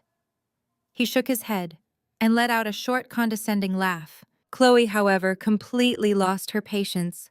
She saw me sitting there, refusing to pick up the gold fountain pen, and interpreted my deliberate silence as fearful hesitation. She threw her hands up in the air, her heavy gold bracelets clanking loudly together. "What is this, Nia?" she demanded, her voice shrill and echoing off the high ceilings. "Are you seriously trying to stall right now? Do you think pulling out some pathetic little prop is going to change the legal reality of this situation?" She stood up from her velvet armchair, pacing a few steps toward me with a look of absolute triumph on her face. Her eyes gleamed with a vicious, cruel delight. She was finally getting the opportunity to say every single toxic thing she had held back for the last 8 years. "You are so completely delusional," she spat, pointing a manicured finger at me. "You sit there acting so proud and defiant, but we all know the truth. Marcus was absolutely exhausted by you. Do you honestly think a man like my brother, a man building a massive corporate empire, actually wanted to be tied down to a woman who could not even give him a single heir?" I felt a sharp initial sting at her words, but my face remained an impenetrable mask of calm. Chloe noticed I was not reacting and pushed even harder, desperately trying to draw blood. "We all talked about it, Nia," she continued, her voice laced with pure poison. "Every single holiday, every single family dinner, we whispered about how pathetic it was watching you try and fail to start a family. A true legacy requires children, and you are nothing but a dead end. Marcus only stayed with you out of overwhelming pity because he knew you had absolutely nothing else in your sad little life. You failed as a wife. You failed to expand the Washington bloodline, and now you are failing to realize that your time in this family has officially expired. Take the money and leave before we decide you get absolutely nothing." The sheer toxicity radiating from Chloe was staggering, but I did not break eye contact. I sat completely still, letting her exhaust herself. Diane immediately jumped in to support her daughter, sitting up straight on the emerald green sofa and smoothing the silk fabric of her morning gown. She looked down her nose at me with an aristocratic sneer that perfectly masked her deep-rooted insecurities. "Chloe is absolutely right," Diane said, her voice cold and commanding. "We are being incredibly generous to you, Nia, and you are sitting there acting completely ungrateful. You should be down on your knees thanking us for this $50,000 settlement." Diane picked up her champagne flute and took a delicate sip, looking around her luxurious living room as if to remind me of the massive wealth gap between us. "Let us be perfectly honest about where you came from," Diane continued, her tone dripping with intense classist disgust. "You grew up in a cramped little house on the South Side. Your parents worked themselves to the bone just to keep the lights on. When Marcus brought you into this family, we elevated you. We gave you a taste of high society. We allowed you to wear designer clothes, attend exclusive charity galas, and live in a custom-built mansion that you could never have afforded on your mediocre appraiser salary." She gestured vaguely toward the front door, her diamond rings catching the morning sunlight. "You are a guest who has severely overstayed her welcome," Diane sneered. "You do not belong in this zip code, and you certainly do not belong in the executive boardrooms of Washington Freight. Take the $50,000. Pack up whatever cheap clothes you brought into my son's house and go back to the hood where you belong. Go back to your struggling little life and leave the corporate empire to the people who actually know how to manage wealth." If they had said these horrific things to me yesterday while I was standing in the freezing rain at the cemetery, I might have shattered completely. I might have cried and screamed and tried to defend my worth. But today, sitting in this bright living room, armed with the absolute truth, I felt nothing but a terrifying, heavy calm. I looked back and forth between Chloe's flushed, triumphant face and Diane's cold, condescending glare. The louder and more vicious they became, the quieter and more powerful I felt. I was watching lab rats proudly running through a maze, entirely unaware that the doors had already been locked and the building was on fire. Richard Vance. The sleazy private attorney shifted uncomfortably in his chair. He wiped a thick bead of sweat from his forehead with a crumpled handkerchief. Even a corrupt legal mercenary like him could sense the dangerous sudden shift in the atmospheric pressure of the room. He looked at me nervously, recognizing the undeniable look of a woman who was holding all the cards. Connor noticed Richard's sudden panic and frowned. He slammed his hand flat on the coffee table, making a loud cracking sound that startled both Diane and Chloe. "Enough!" Connor barked, trying to regain total control of the room. "We are not here to debate family history. This is a formal legal proceeding." He looked directly at me, his face hardening into a furious scowl. "Pick up the pen, Nia. I am done playing these stupid silent games with you. Sign the waiver right now, or I swear I will make a phone call and have my security team physically throw you off this property." I ignored his pathetic threat entirely. I smoothly uncrossed my legs and reached back into my black designer purse. "I told you to pick up the pen," Connor yelled, taking an aggressive step forward. "What are you doing?" I did not answer him. My hand emerged from the purse holding my sleek silver laptop. I placed it gently on the marble coffee table right next to the universal serial bus drive. I flipped the screen open, and the bright display instantly woke up, casting a cool white glow over the legal documents scattered across the table. Connor let out a harsh, disbelieving laugh. "What is this?" he demanded, spreading his arms wide. "Are you going to show us a PowerPoint presentation about your feelings? Shut that computer down, Nia. You are embarrassing yourself." I kept my eyes firmly fixed on the screen. My fingers flew across the keyboard with rapid mechanical precision. I plugged the small silver flash drive into the side port of the laptop. A small notification popped up on the screen indicating the drive was securely connected. I did not open the forensic audit files yet. I did not pull up the forged loan agreements or the state registration documents for Chloe's shell companies. That visual evidence would come soon enough. Instead, I opened a single audio file that Jamal had successfully exported from the hidden corporate server late last night. I quickly clicked into the system settings on my laptop. I knew this living room intimately because I was the one who originally designed the smart home integration for this house.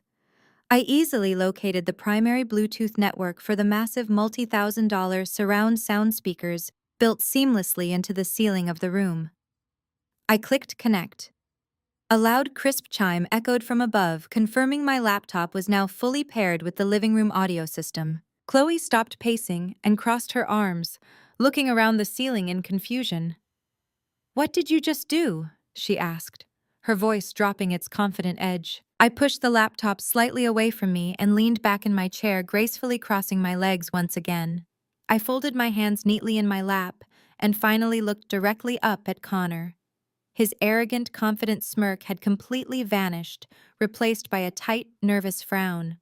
The color was slowly beginning to drain from his pale face as his mind frantically tried to calculate what I was about to do. I held his terrified gaze and spoke in a voice so cold and commanding, it practically froze the air between us. "You said the company has a massive legal team, Connor," I asked, tilting my head slightly to the side. "Then how do you explain this audio recording?" I reached out and pressed the spacebar on my laptop keyboard. The pristine audio file immediately began to play, echoing with crystal-clear precision through the multi-thousand-dollar surround sound system mounted seamlessly into the ceiling. The voice that filled the room was deep, authoritative, and entirely unmistakable. It belonged to a senior executive at the Commercial Lending Division of Bank of America. The man identified himself, clearly stating his name and his direct title. He addressed the recording directly to Marcus Washington. The banker spoke with a tone of severe professional urgency, a tone reserved exclusively for catastrophic financial emergencies. He explained that he had been trying to reach the chief financial officer for several weeks regarding multiple missed payments, but his calls had been repeatedly ignored. Then the executive read the official status of the primary corporate operating accounts. He stated that due to a highly irregular series of massive vendor wire transfers and several aggressively leveraged private equity loans, the Washington Freightmaster account was currently overdrawn. The banker explicitly listed the names of the suspicious vendors receiving the funds: Apex Logistics Solutions, Horizon Freight Management, Pinnacle Supply Chain. He noted that these accounts had drained the corporate cash reserves completely dry. He paused for a brief second before delivering the fatal blow.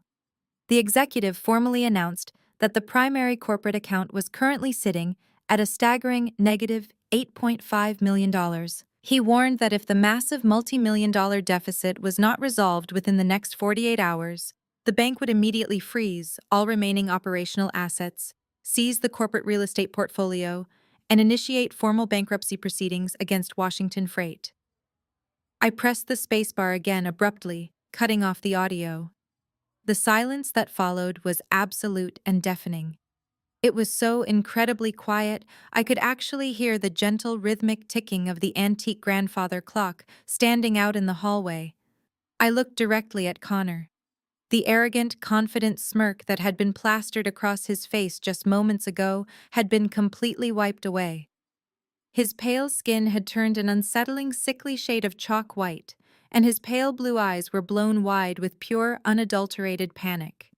His jaw hung slightly open, but absolutely no words came out. He looked exactly like a man who had just stepped confidently off a tall ledge and suddenly realized there was no safety net waiting for him at the bottom. The grand corporate mastermind had just been violently exposed as a pathetic, desperate fraud. I did not give him a single second to recover his composure or formulate a lie. I stood up slowly from my chair. I pushed my shoulders back and lifted my chin deliberately, taking up space in the room. For the first time since I walked into this toxic house, I was the one looking down. The atmospheric pressure in the room shifted entirely, placing me in total, absolute control. I walked slowly around the marble coffee table, my heels clicking sharply against the hardwood floor. Connor instinctively took a small step backward, physically retreating from my sudden dominating presence. He was no longer the tall, looming predator trying to intimidate a grieving widow. He was a cornered rat. I reached into my black leather designer purse one more time. I bypassed the irrevocable trust completely. Instead, my hands grasped the thick, heavy commercial appraisal report I had meticulously compiled late last night, using the raw data from the hidden wall safe. I pulled it out and held it high for a brief moment, letting everyone in the room see the dense, intimidating stack of financial data and colored graphs. Then I slammed it violently down onto the polished marble coffee table. The loud, sharp smack echoed like a gunshot, causing Richard Vance, the sleazy private attorney, to physically jump in his seat and clutch his leather briefcase to his chest. I leaned forward, resting both of my hands flat on the marble table, perfectly mirroring the aggressive, dominant stance Connor had taken just minutes ago. But unlike Connor, I actually had the absolute, undeniable truth backing my authority. I told them to look very closely at the numbers printed on the front page of that report. I let my voice ring out with cold, lethal clarity, breaking down the complex financial reality so that even Chloe could understand it. I explained that Connor had been quietly securing massive toxic junk loans against the company warehouse properties. I told him he bypassed the traditional banking system and went to shadow lenders who charged astronomical interest rates. He took that borrowed money and wired it directly to a network of fraudulent shell companies that he had secretly created. He had been intentionally bleeding the corporate accounts dry for 2 straight years, using fake construction invoices and phantom consulting fees to cover his tracks. I looked at Connor and let out a dark, mocking laugh. I threw his racist, condescending insult right back in his face. "You told me that us white folks have a saying in business about cutting your losses, Connor. Well, I have a saying for you too. You cannot steal what is already gone. You spent the last 2 years parading around this family acting like the brilliant white savior who was going to single-handedly modernize a black-owned logistics company. You demanded absolute respect from Marcus. You demanded a massive executive salary, but you have absolutely no real talent. You are just a parasite who drained the host completely dry." I pointed a manicured finger directly at his chest, watching him physically flinch under my intense gaze.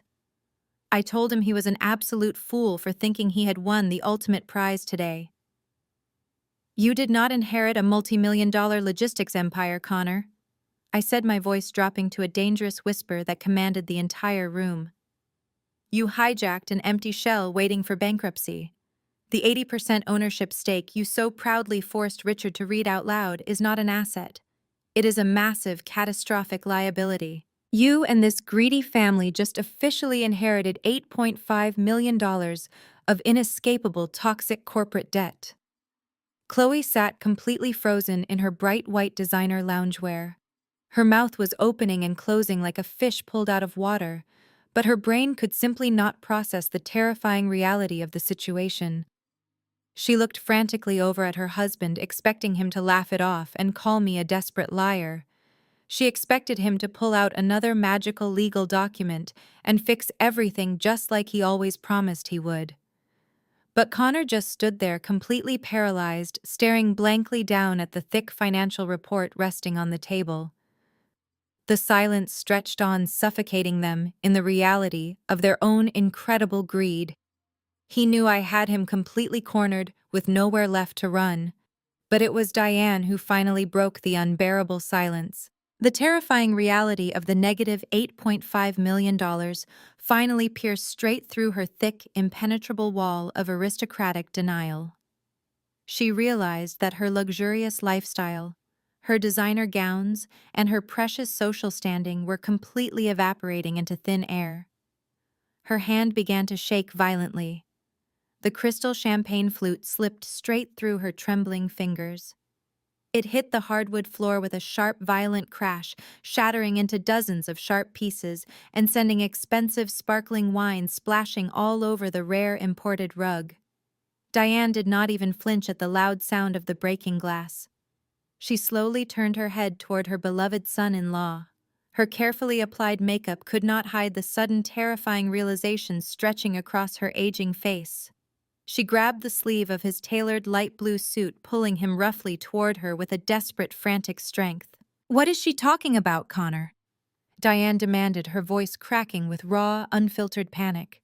"Where is our cash?" Connor violently yanked his arm out of Diane's desperate grip. He stumbled backward, almost tripping over the thick edge of the imported rug. He held his hands up in a placating gesture, but his palms were visibly slick with nervous sweat. "Diane, please, you have to calm down," he stammered, his voice pitching an octave higher than his usual confident baritone. "The banker is completely exaggerating the situation. It is just a temporary liquidity crisis. We have massive corporate receivables currently tied up in escrow.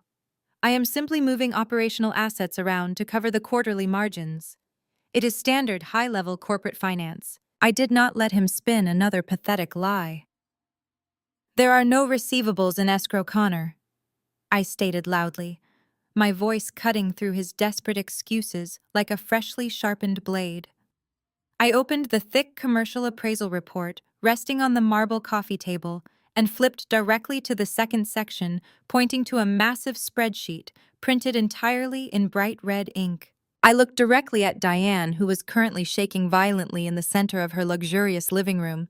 "Your brilliant son-in-law decided to play real estate tycoon with Marcus, hard-earned operating capital," I explained. "Let us review his incredible business acumen." 12 months ago, Connor authorized the outright purchase of a massive abandoned manufacturing plant on the industrial South Side. He convinced Marcus it could be easily retrofitted into a Class A commercial fulfillment center. But Connor, in his infinite corporate wisdom, completely bypassed the mandatory Phase 1 environmental site assessment to save a few $1,000s on initial consulting fees. I turned my cold, unyielding gaze back to Connor, watching his throat bob as he swallowed hard. "You thought you knew better than the local commercial appraisers, did you not, Connor? You bought a toxic wasteland. The soil beneath that warehouse was severely contaminated with decades of industrial chemical runoff. The city planning department immediately hit the property with a massive environmental stop work order. You sank $4 million of clean corporate cash into a property that has a current market value of absolutely zero. The capitalization rate is entirely non-existent. The property is legally condemned, and you are currently paying massive municipal fines just to own a pile of toxic dirt." Connor opened his mouth to speak, but absolutely nothing came out. I flipped to the next page outlining his disastrous vehicle acquisitions. "Let us talk about the fleet expansion," I continued relentlessly. "You bought 50 commercial transport trucks from a bankrupt supplier in Ohio, thinking you secured a master wholesale deal. But you failed to run a basic mechanical depreciation analysis. Half the transport fleet broke down within the first 90 days of operation. The maintenance capital expenditures skyrocketed, completely wiping out the quarterly logistics profit margin. You pushed the company debt service coverage ratio so far below 1.0 that the business was literally borrowing high-interest money just to pay the monthly interest on your previous toxic loans." I stepped around the coffee table, closing the physical distance between us, forcing him to look me dead in the eye. "You strutted into this house every single Sunday wearing your expensive tailored suits, looking down your nose at a hard-working black family. You patted my husband on the back, calling him the creative idea guy, while proudly appointing yourself the absolute financial mastermind.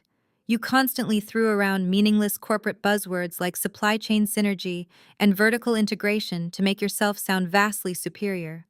You really believed you were the sophisticated white corporate savior descending from the heavens to rescue a naive, disorganized black business. You genuinely believed that because we did not have your fancy country club background, we could not possibly understand your sophisticated financial maneuvering." I leaned in closer, dropping my voice to a lethal whisper that commanded the entire room. "But the terrifying reality, Connor, is that you are just incredibly mediocre. You are a completely incompetent businessman who destroyed a highly profitable logistics empire in less than 2 years, because your massive, fragile ego is infinitely larger than your actual intelligence." Chloe stood up from her velvet armchair, her hands trembling wildly in front of her. "No," she whispered, shaking her blonde hair in fierce, frantic denial. "Connor went to a top-tier business school. He knows exactly what he is doing. You are just manipulating these numbers to make him look bad because you are jealous of his success. He went to a top-tier business school and learned exactly how to commit federal wire fraud." Chloe, I shot back instantly, silencing her desperate defense. When his terrible commercial investments completely drained the legitimate corporate accounts, he panicked. He realized the board of directors would immediately fire him for gross financial negligence. So instead of acting like a man and admitting his catastrophic failures, he doubled down and broke federal law. He set up your 6 fraudulent shell companies. He generated fake invoices for logistics consulting that never actually happened. He used those shadow equity loans to kite funds back and forth across state lines, artificially inflating the quarterly earnings reports to make it look like the company was still highly profitable. He was running a multi-million-dollar Ponzi scheme right inside your brother's corporate ledger, just to hide the absolute sheer embarrassment of his own professional incompetence. I watched the absolute devastation wash over Connor's face. His professional facade had not just slipped, it had completely shattered into a million irreparable pieces. His light blue tailored suit suddenly looked baggy and pathetic, hanging off his slumping shoulders. His breathing was rapid and shallow, his chest heaving with sheer, uncontrollable panic. He darted his pale eyes wildly around the sunlit living room, desperately searching for an exit, a lifeline, or a sympathetic face. But there was absolutely nowhere left to hide. I had meticulously laid his professional incompetence and his criminal behavior completely bare for his wife and his mother-in-law to see. The profound, crushing humiliation of being exposed as a desperate fraud was breaking him down right in front of my eyes. Diane let out a guttural, high-pitched sound of pure anguish. It was the sound of a woman watching her entire aristocratic identity and her massive fortune burn completely to the ground.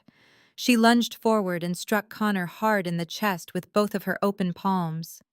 "You stole my son's money," she screamed, her voice tearing with raw, unfiltered fury. "You ruined us. You stood in my house and promised me we would be protected, and you bankrupted my entire family." Connor stumbled backward from the unexpected physical force of Diane's strike, hitting his back hard against the ornate marble fireplace. He held his hands up defensively, his face suddenly twisting into a furious, desperate snarl. The polite corporate mask was completely gone, replaced by the vicious cornered animal underneath. He pointed a shaking, sweat-slicked finger directly at my face, his eyes bulging with manic desperation. "Stop lying, you manipulative bitch!" he roared, spit flying from his trembling lips. "I did not do this alone. Do not stand there and act like Marcus was some innocent victim in all of this. Marcus knew exactly what was happening with those accounts. He signed off on every single one of those papers. I did not yell. I did not scream to defend my dead husband's honor. I simply reached back into my purse and pulled out the thick black industrial folder I had retrieved from the wall safe. I walked right up to Connor and threw a massive stack of loan applications directly at his chest. The heavy papers hit him with a loud thud and scattered all over the expensive imported rug at his feet. I told him he was a disgusting, pathetic coward for trying to pin his massive federal crimes on a man who could no longer defend himself. I ordered everyone in the room to look very closely at the signatures stamped at the bottom of those pages. I pointed out that Marcus had a highly distinct, elegant signature that he had perfected over decades of signing complex corporate contracts. The signature on those toxic loans was a frantic, sloppy forgery. It was the desperate, shaky handwriting of a terrified man trying frantically to cover his tracks. I took a step closer to Connor, forcing him to press his back hard against the ornate marble fireplace. I told him that the independent forensic handwriting analysts, hired by the secret corporate auditors, had already flagged every single one of those signatures as a complete and utter fraud. Furthermore, I reminded him of a simple, undeniable fact. The dates stamped on the 2 largest predatory loan agreements coincided exactly with a week when Marcus was in the hospital recovering from a minor surgical procedure. My husband was heavily medicated and physically incapable of holding a pen, let alone authorizing a multi-million-dollar shadow loan. I looked Connor dead in his pale, terrified eyes and told him his lies were as sloppy as his financial management. Connor scrambled to his knees, desperately trying to gather the scattered papers from the floor. His hands were shaking so violently he kept dropping the pages back onto the rug. He stammered uncontrollably, trying to formulate another excuse, claiming the auditors were biased and that he could easily explain the dates to a judge. But I was entirely finished wasting my breath on him. I turned my attention completely to Diane. She was standing frozen near the center of the room, her face a tight mask of absolute horror as she watched her wealthy, pristine reality violently crumble before her eyes. I reached into my folder and pulled out one final document. It was a faded, slightly yellowed page printed on heavy legal stock. I held it up high so the bright morning sunlight pouring through the bay windows illuminated the dense legal text perfectly. The lighting in the room seemed to focus intensely on this single piece of paper, making it impossible for anyone to ignore. I addressed Diane, keeping my voice chillingly calm and deliberate. I asked her if she remembered signing a massive stack of routine corporate tax renewals and estate planning updates in Connor's executive office about 6 months ago.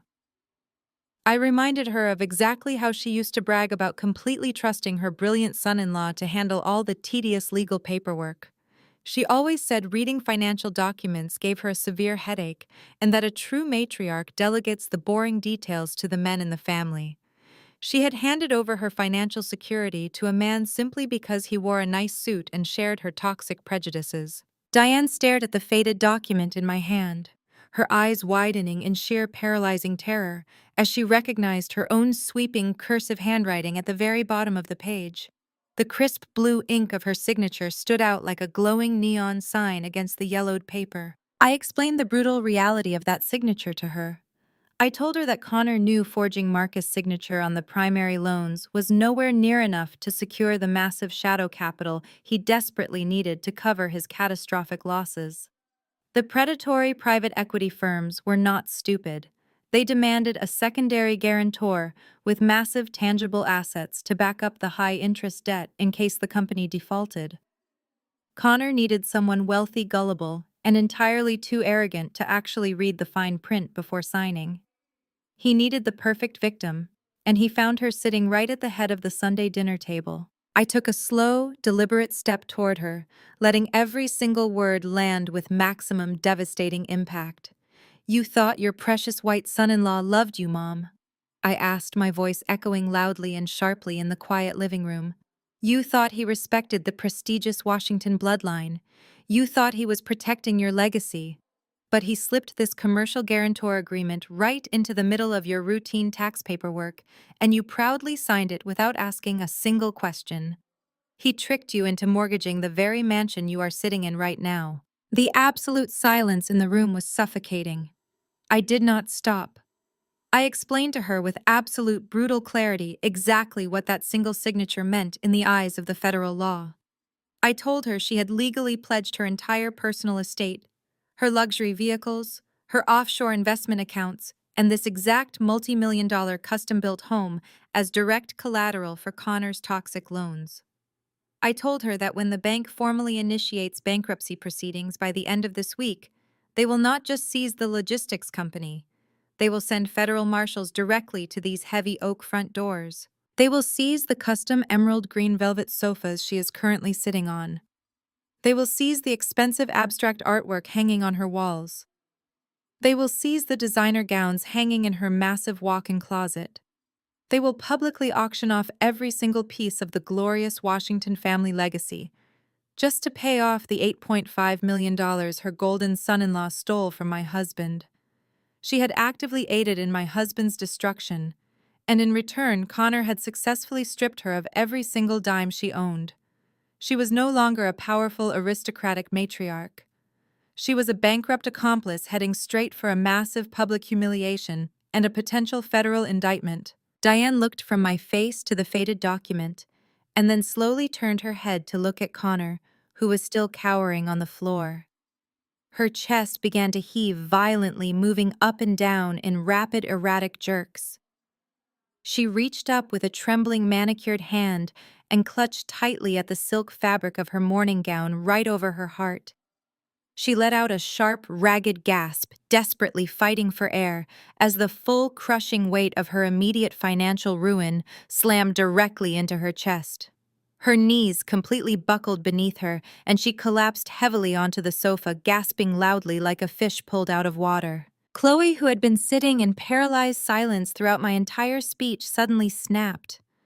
The terrifying realization that her husband had not just stolen the company, but had effectively made her and her mother entirely homeless completely broke her brain. Her massive trust fund was gone. Her summer house remodel was entirely canceled. Her entire identity as a wealthy socialite had been violently ripped away by the man she married. Chloe let out a piercing, high-pitched scream that sounded exactly like a deranged banshee. It was a sound of pure primal fury. She leaped out of her armchair, her face twisted into a mask of pure hatred. Her manicured hands curled into vicious, sharp claws, and she lunged violently across the marble coffee table, determined to slap Connor right across his terrified, pale face. Chloe's manicured nails raked violently across Connor's cheek, leaving 3 deep, bloody scratches trailing down his pale skin. The sharp cracking sound of her palm connecting with his jaw echoed like a gunshot over Diane's ragged gasps. Connor let out a shout of pain and completely lost his balance, falling hard against the heavy marble edge of the fireplace. But Chloe did not stop her relentless assault. She climbed right over the coffee table, knocking the solid gold fountain pen and the fake legal waiver onto the floor. She grabbed the lapels of his expensive light blue suit, shaking him violently while screaming directly into his face. She demanded to know where her money was. She shrieked that he was a worthless, pathetic loser who promised her the world and instead gave her absolutely nothing but a looming federal prison sentence.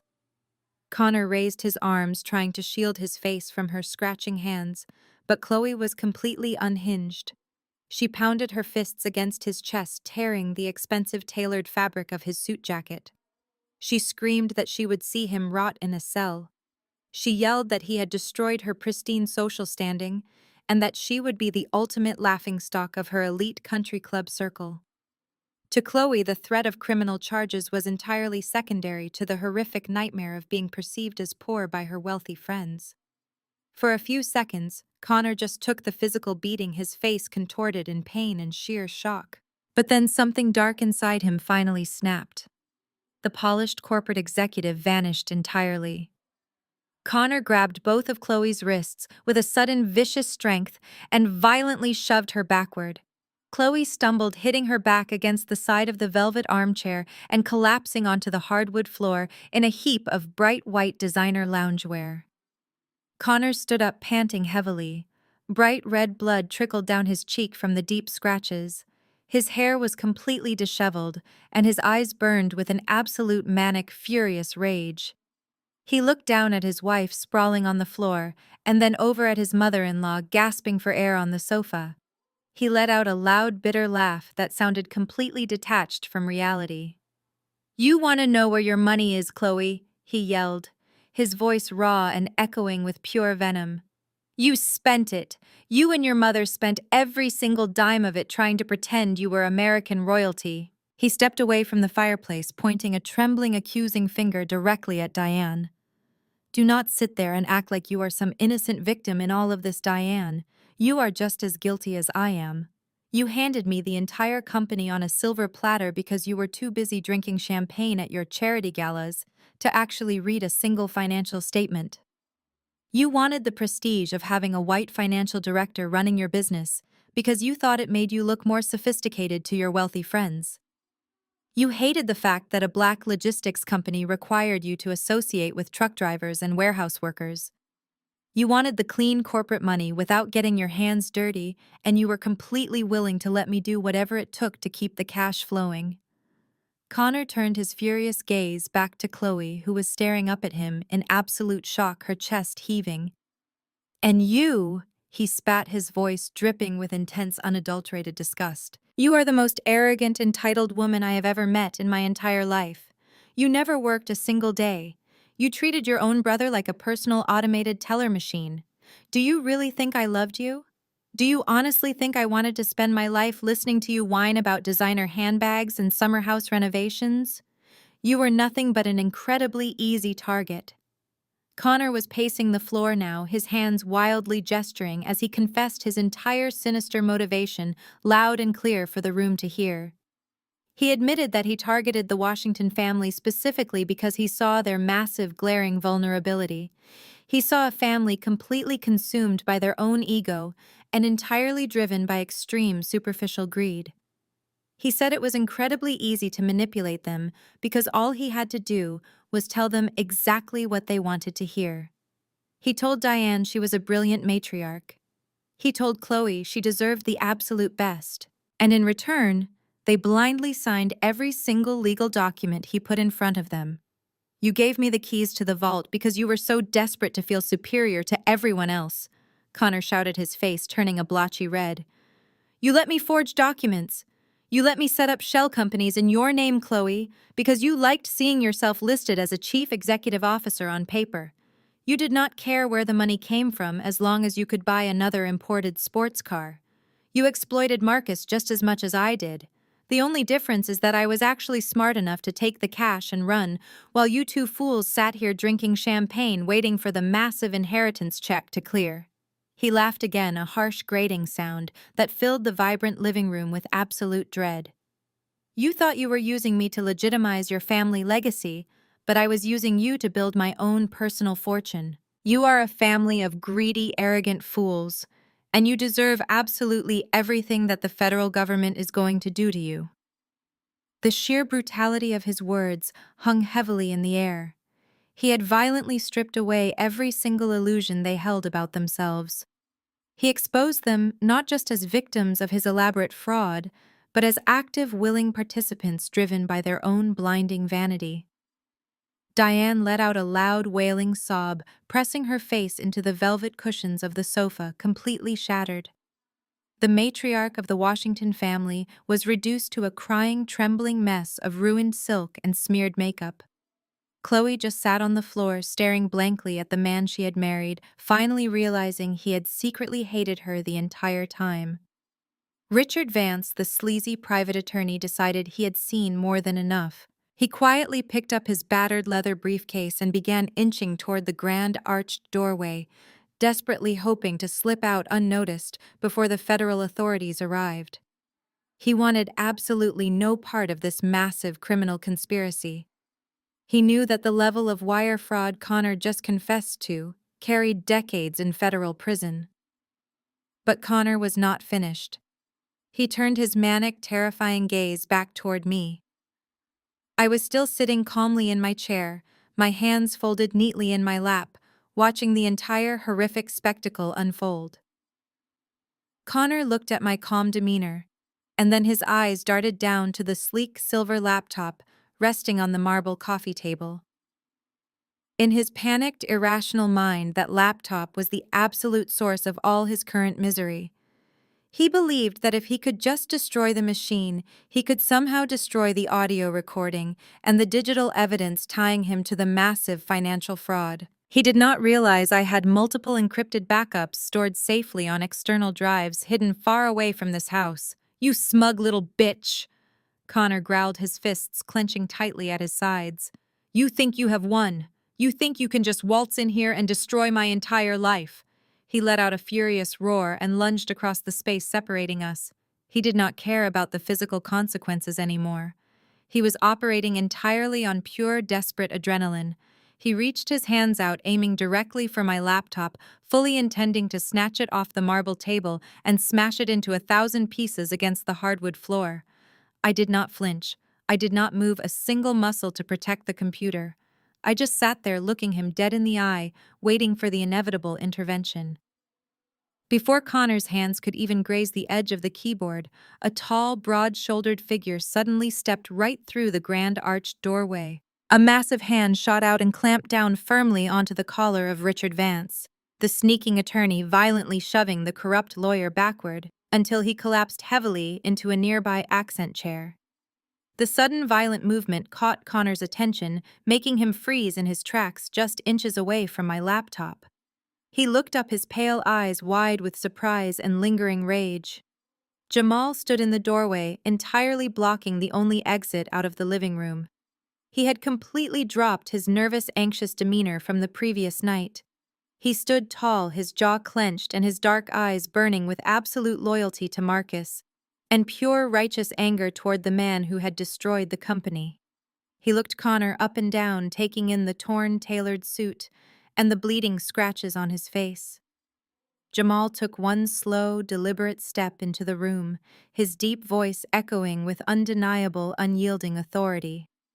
"I would not do that if I were you, Connor." Connor froze his chest, heaving his fist hovering just inches above the polished marble coffee table. Jamal stepped fully into the room, his massive frame easily dwarfing Connor's tailored suit. Jamal did not raise his voice, but the quiet, lethal menace in his tone made Connor slowly lower his hands and take a stumbling step backward. Richard Vance, the sleazy private attorney, pressed himself as far back into the accent chair as physically possible, desperately wishing he could simply melt into the upholstery and become invisible. The chaotic, violent energy that had just torn the luxurious living room apart suddenly evaporated completely, replaced by an absolute chilling stillness. I did not even flinch. I reached out and calmly closed my laptop, letting the bright screen go black. The audio recording had already done its job. I looked at Connor, who was now breathing heavily through his mouth, darting his pale eyes between me and Jamal like a trapped animal frantically calculating its final desperate escape route. I told Connor he was incredibly predictable. I said he resorted to aggressive physical violence the exact second his intellectual superiority was completely dismantled. The camera of my life felt entirely stable now. The shaking, the fear, and the overwhelming grief were gone completely, replaced by a cold, absolute control. I reached into my black designer leather purse for the final time. I bypassed the thick appraisal reports and the audio files. My fingers closed around the heavy fireproof security envelope I had pulled from the deepest corner of the biometric wall safe last night. I brought it out and placed it gently on the coffee table right next to the solid gold fountain pen he had tried to force me to use. I broke the red tamper evidence seal with a sharp snap that echoed like a gavel in the quiet room. I pulled out the crisp, thick parchment paper. I held it up so the bright morning sunlight caught the elegant, sweeping signature at the very bottom of the page. I looked at Diane, who was still weeping hysterically into the emerald green velvet cushions, and Chloe, who was staring blankly from the hardwood floor. I told them they were entirely wrong about Marcus. They thought he was weak. They thought he was completely blind to their overwhelming greed and their constant manipulation. But Marcus was a visionary, and he was 10 times the businessman Connor could ever hope to be. I explained that Marcus discovered the multi-million-dollar wire fraud 3 full months ago. He found the 6 fraudulent shell companies. He found the massive toxic junk loans. He saw the meticulously forged signatures where Connor had desperately attempted to frame me for the entire criminal enterprise. The profound heartbreak of realizing his own mother and sister were actively conspiring with a parasite to destroy his life and frame his wife was the exact agonizing stress that ultimately triggered his fatal heart attack. They broke his heart, but they did not break his brilliant mind. Instead of confronting them and giving Connor the opportunity to shred the evidence or flee the jurisdiction, Marcus quietly went to work. He hired an independent forensic accounting firm to track every single stolen dime. And while Connor was busy popping champagne, playing golf, and acting the role of the invincible corporate mastermind, Marcus was legally building an impenetrable financial fortress around me. I looked directly at Richard Vance, the sweating legal mercenary, and asked him if he was thoroughly familiar with the federal statutes regarding an irrevocable living trust. Richard swallowed hard, his Adam's apple bobbing, and nodded slowly, his eyes wide with sudden terrifying realization. I turned my gaze back to Connor and spelled it out for him so there could be absolutely no misunderstanding. I told Connor that Marcus systematically separated every single clean, untainted asset from the toxic corporate accounts. He quietly liquidated $12 million in clean personal stock options. He transferred the legal deed to our primary private residence, and he moved his massive multi-million-dollar life insurance policy completely out of the family estate.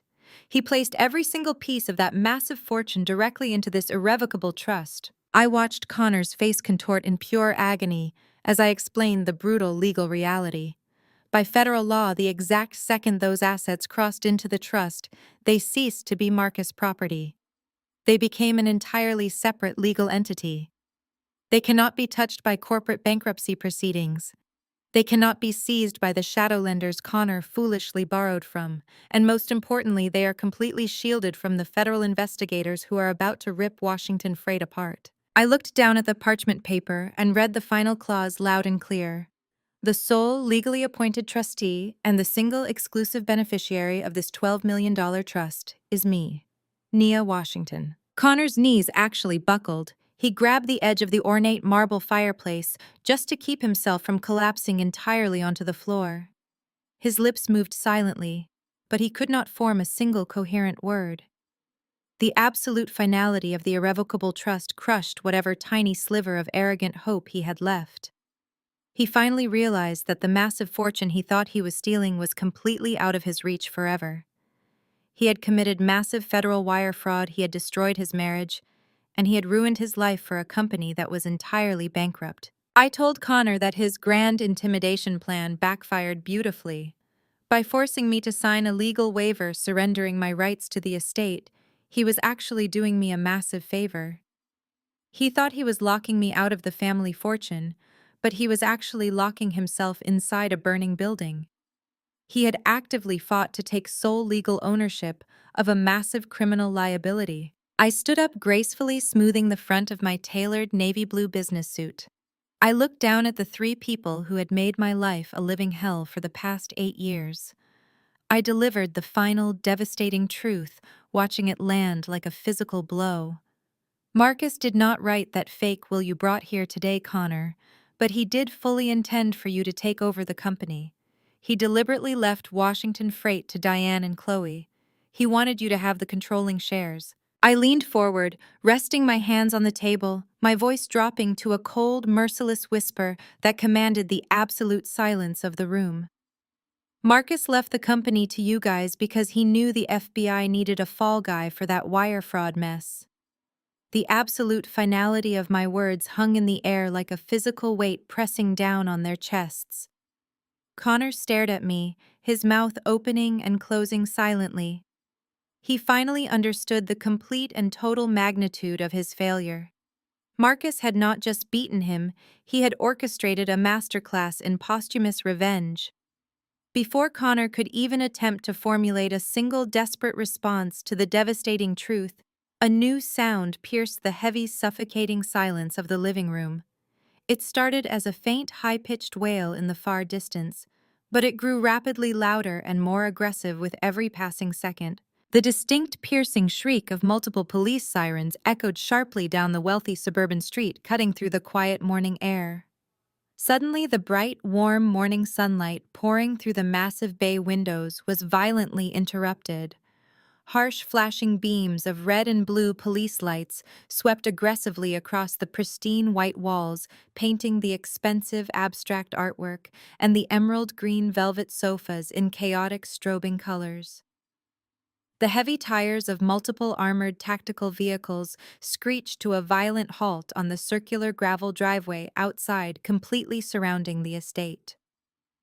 Connor spun around, looking out the window, his pale face draining of whatever tiny drop of blood it had left. The front lawn was swarming with men and women wearing dark, heavy tactical gear. Bright yellow letters spelling out Federal Bureau of Investigation and Internal Revenue Service Criminal Investigation were prominently emblazoned across their thick, bulletproof vests. The sheer overwhelming force of the federal government had officially arrived at the Washington estate, and there was absolutely nowhere left for them to hide. A loud, booming voice echoed from a heavy police megaphone outside, demanding that everyone inside the residence remain exactly where they were, with their hands clearly visible. But they did not wait for anyone to come politely open the door. A massive, deafening crash shook the entire foundation of the house as a heavy steel battering ram completely shattered the locking mechanism of the double oak front doors. The heavy wood splintered and flew wildly across the marble foyer, landing with a loud clatter against the baseboards. Dozens of heavily armed federal agents stormed into the grand hallway, their heavy black boots stomping aggressively over the expensive imported rugs.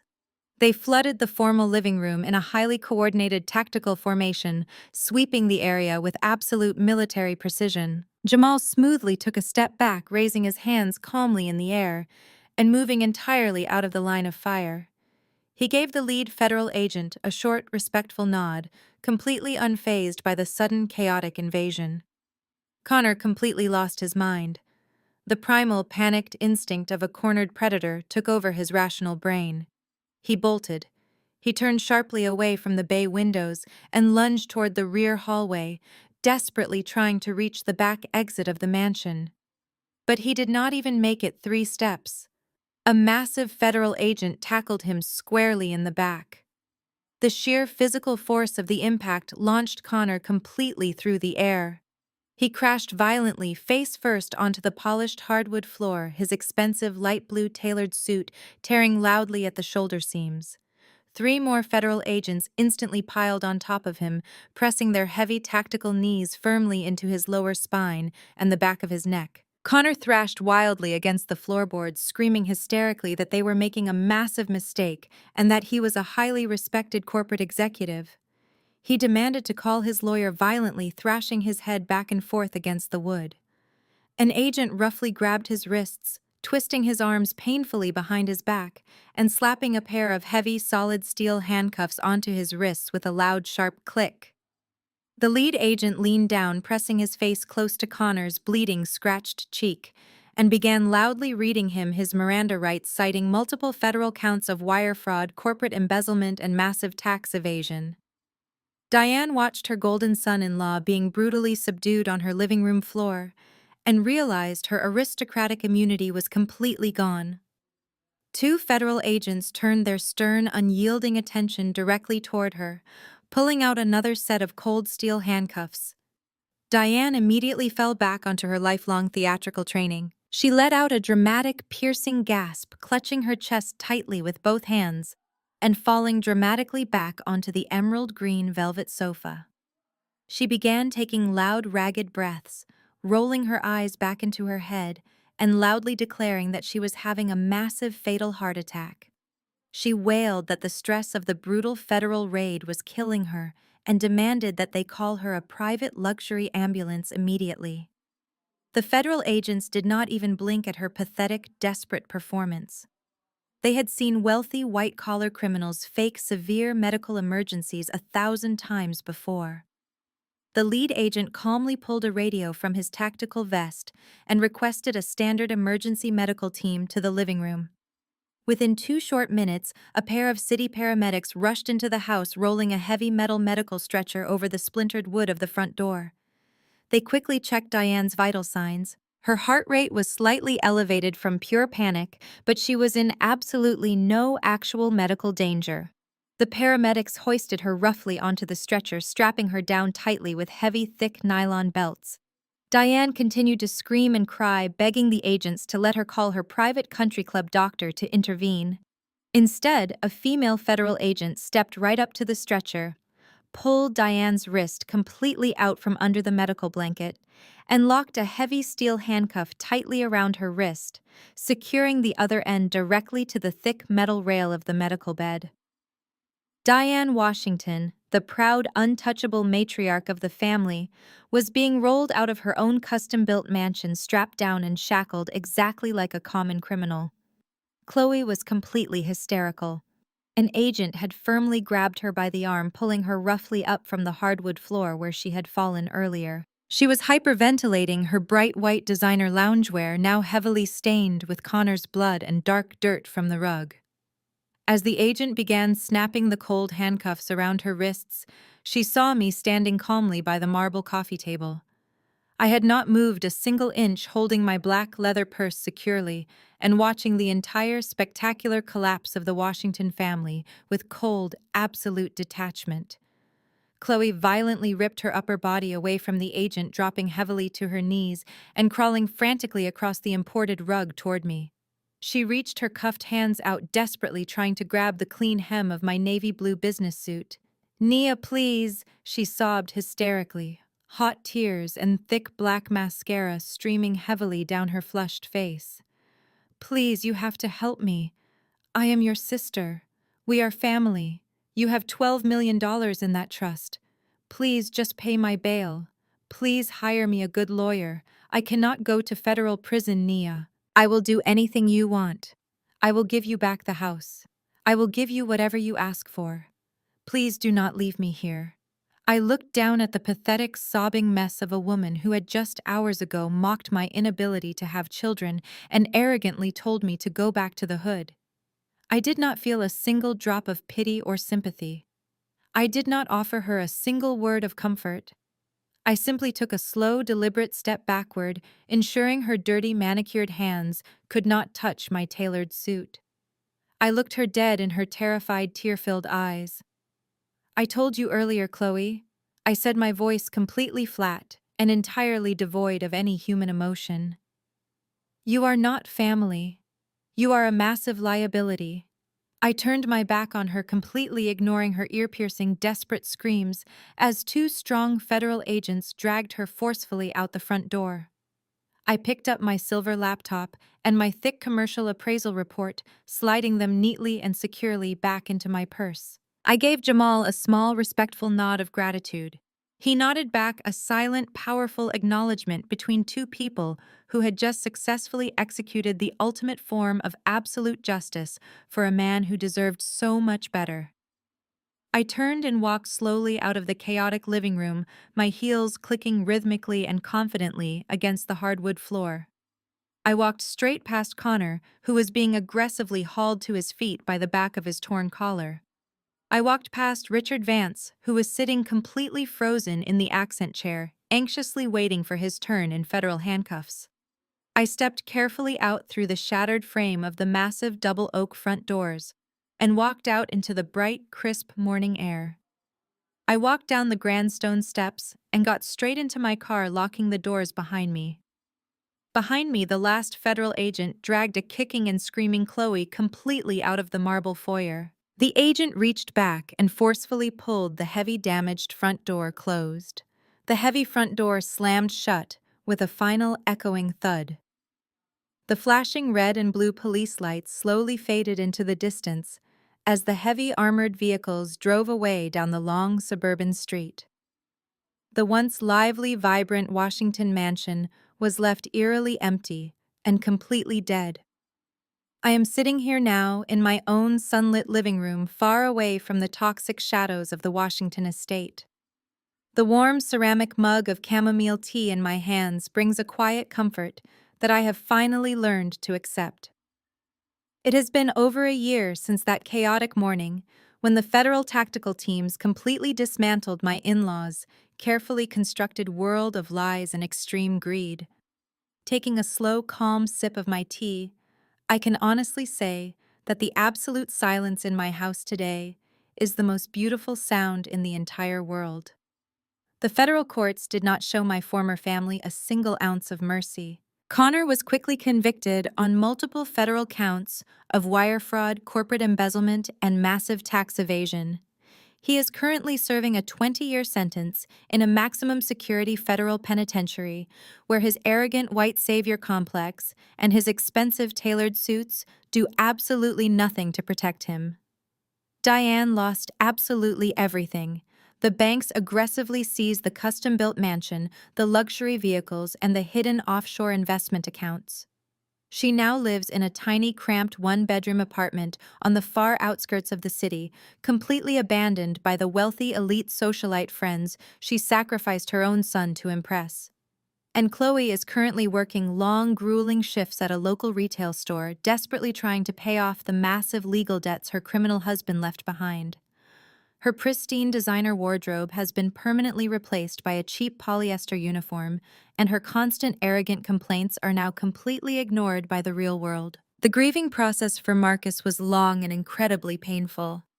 Once the dust settled and the massive federal trials finally concluded, I finally had the quiet, safe space to properly mourn the brilliant man I loved. He was not perfect, but he loved me enough to protect me when it mattered the absolute most. Today I am running my own highly successful commercial real estate firm. The $12 million safely secured in my irrevocable trust remains completely untouched, quietly generating generational wealth for the future I am building entirely on my own terms. Looking back on the entire horrific ordeal, I realize exactly where they made their ultimate fatal mistake. They looked at me and saw someone they could easily manipulate and discard. They thought I was just a silent black woman. They forgot that silence is the best way to watch your enemies dig their own graves. While they were busy screaming cruel insults and celebrating their stolen fraudulent inheritance, I was quietly gathering the very tools needed to bury them. Marcus gave me the ultimate financial protection, but it was my own absolute refusal to be a victim that truly sealed their miserable fate. Family is supposed to be your ultimate safe haven. But sometimes the people who share your last name are the exact same people holding the knife to your back. If you are ever pushed into a corner by your own toxic family members, do not cry. Gather the evidence. Build your fortress in absolute silence and let their own blinding arrogance be the architect of their destruction. Thank you so much for listening to my journey today. Please let me know your thoughts in the comments below. Like and subscribe to hear more thrilling stories of sweet revenge. Stay strong and goodbye.